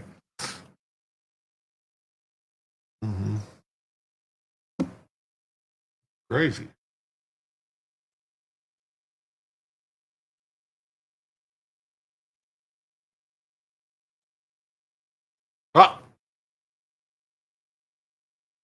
Well, we are officially in shutdown mode. The clock is at 0. So I guess we're shut down. Bump handle? Maybe. I don't know. You're still stuck on the unregistered ammo. I'm like, did I hear that right? Yeah. Yeah, it's crazy, but like Washington, D.C. or Maryland, they have some of the craziest laws. And it's over, everyone. What will you do? I don't know. What were we going to do? Yay, everyone, drinks on the house.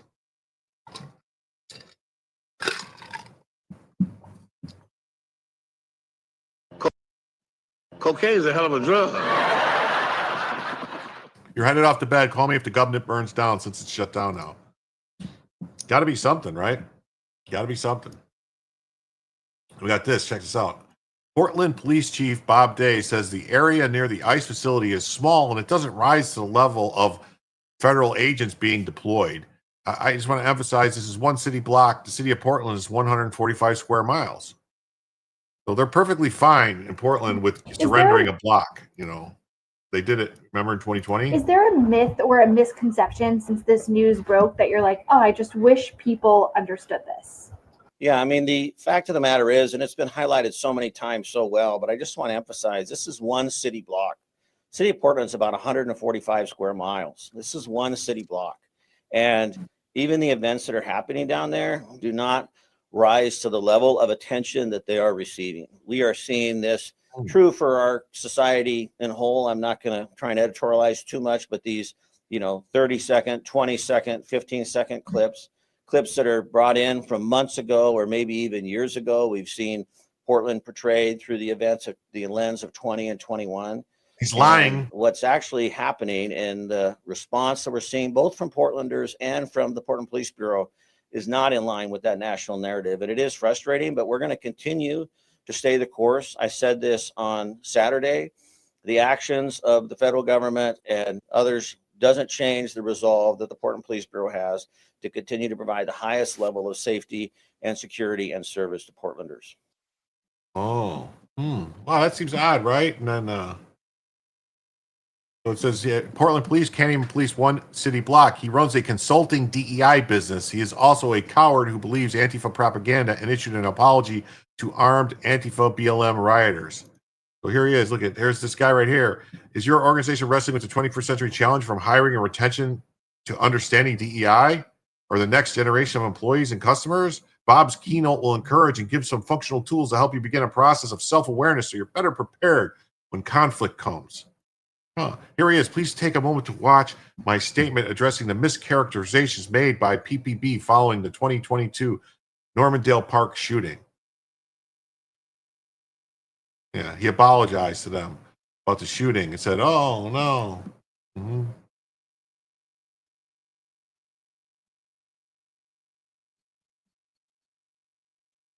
Mm-hmm. Far-left Portland government city council member Angelita Morillo, a socialist, posted a video where she gives instructions for how rioters can avoid being identified after committing crimes. Yeah, odd that a police department would abandon an entire block to criminals. It is, right? It's just one block. Just let it go. Yeah. The anti-government extremist tells her comrades to buy burner phones and with cash to use encrypted messaging services for communications for their conspiracies, and she tells them to cover their faces completely to circumvent the facial identification technology. She recently advocated on behalf of Robert Hoops, the trans, non-binary, violent felony suspect accused of hurling a rock at federal agents' face at the ICE facility. So these are the people, these socialists, communists, basically, that they're... A lot of things can change if we are not careful and deliberate with our actions in the next few days. Now, I want to start off by saying I'm not your mommy, I'm not your big sister, and I'm not your babysitter. So I'm going to give you my legal analysis as a city councilor of the risks and benefits of different actions at federal buildings, but I trust your judgment, and you need to decide what risks you are willing to take for yourself and for your community as a whole, because all of this is impacting us collectively. We know that there are more ICE agents on the ground now and that federal surveillance is at an all-time high. So here are some ways that you can protect yourself while organizing for your community. Local journalists like Kevin Foster, who are on the ground at the ICE building, have captured video footage showing that there are unidentified black helicopters flying over the ICE building, and we suspect that they are using that to gather data on people. There are facial recognition technology devices used at most federal buildings, and most people think that they can beat that by covering their faces. But if you just cover the lower half, guess what? You have left your eyes and eyebrows, which are the most identifiable part of you. Even if you do cover your face successfully, some technology can also track your gait and the way that you walk in order to create a pattern that's just identifiable to you, just like a fingerprint. And guess what? Your phone, you should consider this a tracker and a listening device at all times. With your phone, they can track your location. They can see who you met with. If you happen to organize with a bunch of different people and you all took the bus to the same secure location, guess what? They have a pattern of who you organize with and who you talk to and how long and why. So you should get a Faraday cage, which blocks the signal from your phone. You should disable fingerprint and facial recognition technology to unlock your phone. And you should have a PIN that is longer than 4 numbers. If you're going to regularly protest, I also highly recommend going to your local grocery store, buying a burner phone in cash, and using encrypted apps like Signal to communicate with people and having disappearing messages on. You should attend protests with people you know and trust, and you should have someone trusted at home who has everyone's insurance information, everyone's job information, and is acting as jail support in case anything happens to their friends. I believe that we will win, but we have to be smarter and we have to be better organized than our opposition because they have every tool available to them and we do not. So she is basically admitting that she's part of a seditious conspiracy to overthrow the government. Why is she not in shackles and being carted away to fucking Guantanamo Bay with the rest of the traitors and terrorists? I don't get it. Yeah, Bella has a serious itch. What are you doing, Bella? What is going on?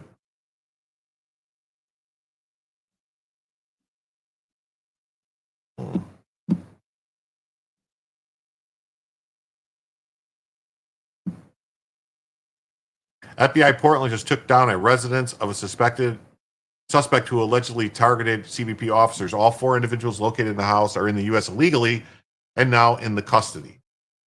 Come after law enforcement officers and this FBI will put you away. Yeah, what are they trying to win? Might need some drops for ear mites. I got some drops, but she runs away when I try to give. I got to sneak up on her to put it in her ears. She runs away. What are they trying to win? They're trying a revolution to overthrow the government. That's what they've said repeatedly, and she's on their side, so she's part of that team. You know, listen to her, the way she talks.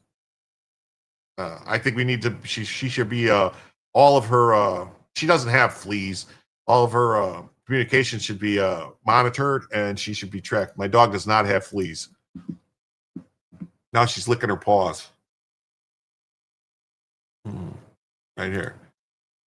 Portland federal partners searched a residence associated with the subject who allegedly have aimed a laser at a helicopter conducting law enforcement activity in disguise over Portland. Well, there they go. They got him. All right, on to the next story.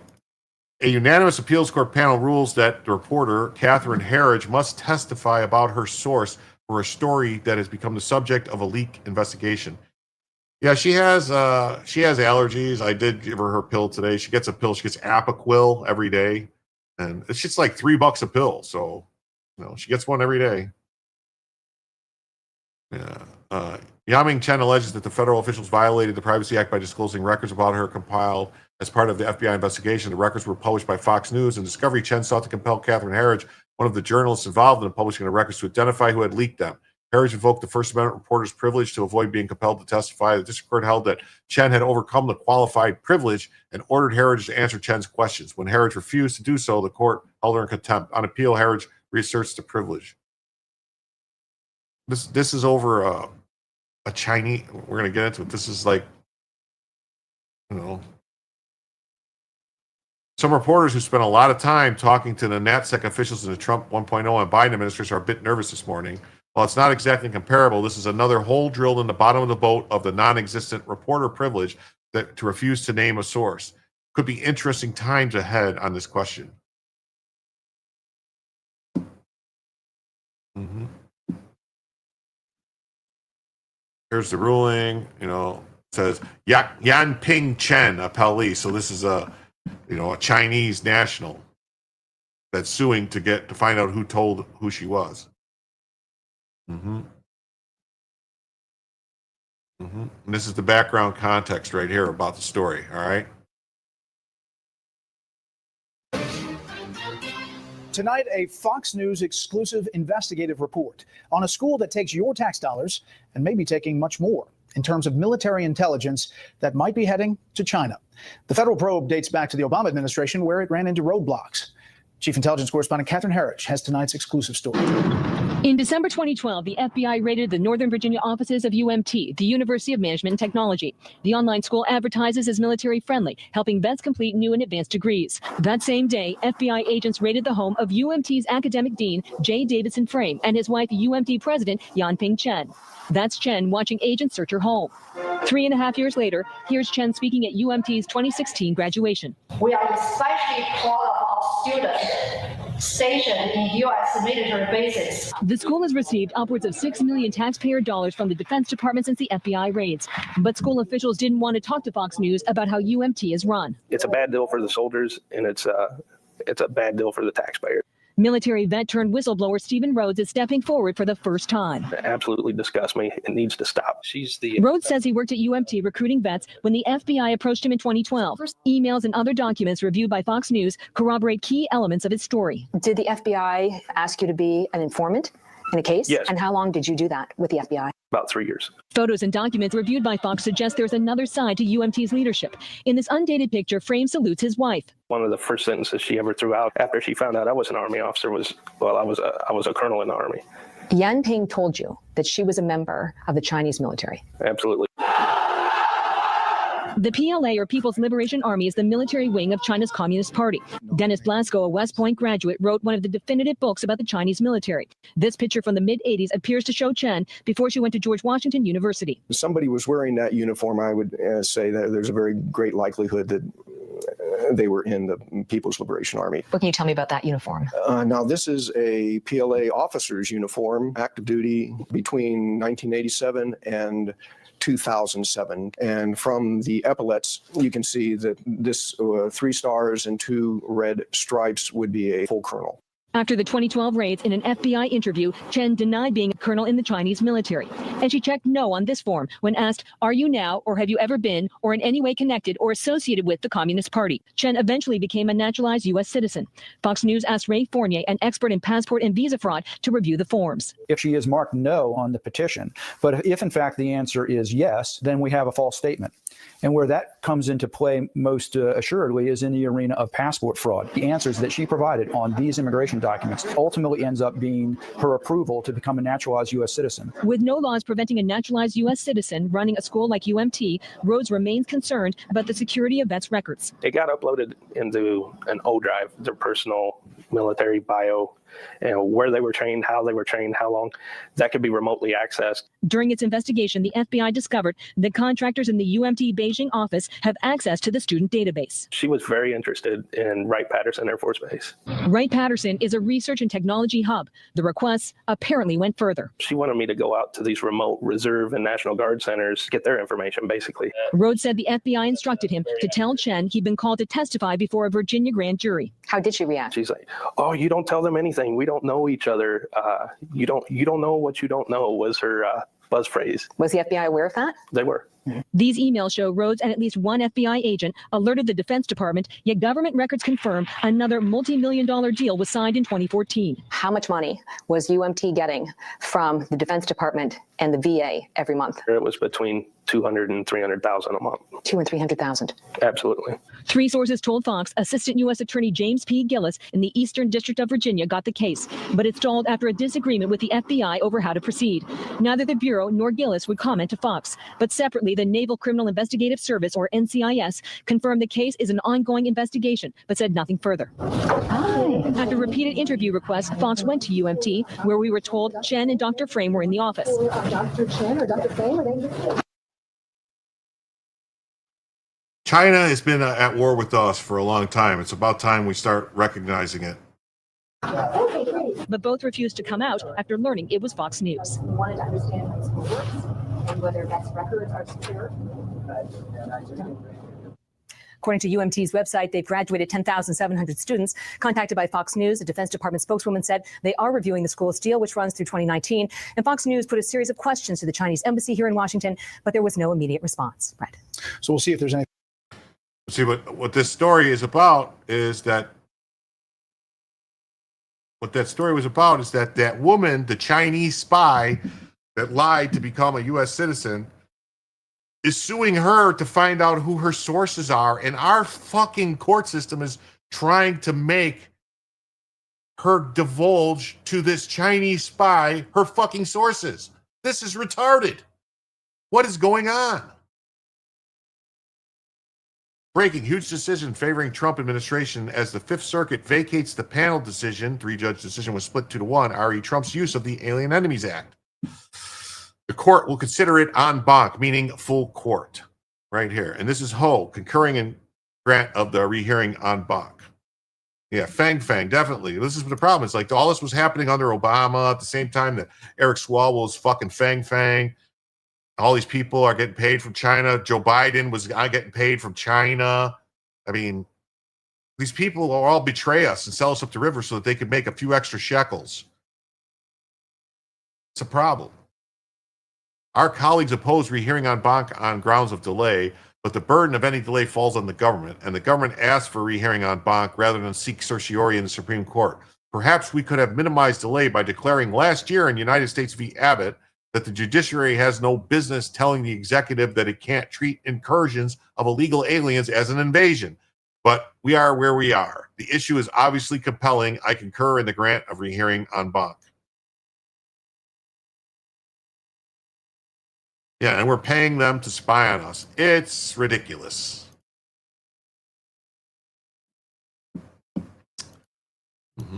And then the illegal alien superintendent of the Des Moines Public Schools in Iowa has lied about having a doctoral degree. What do you know? He didn't really have a degree. So he had a bunch of lies. A university spokesman told the Des Moines Register on Monday that Roberts did not obtain a degree from the school. Investigate the district immediately. Yeah. Des Moines Public School Superintendent Roberts did not obtain a doctoral degree from Morgan State University as he has claimed.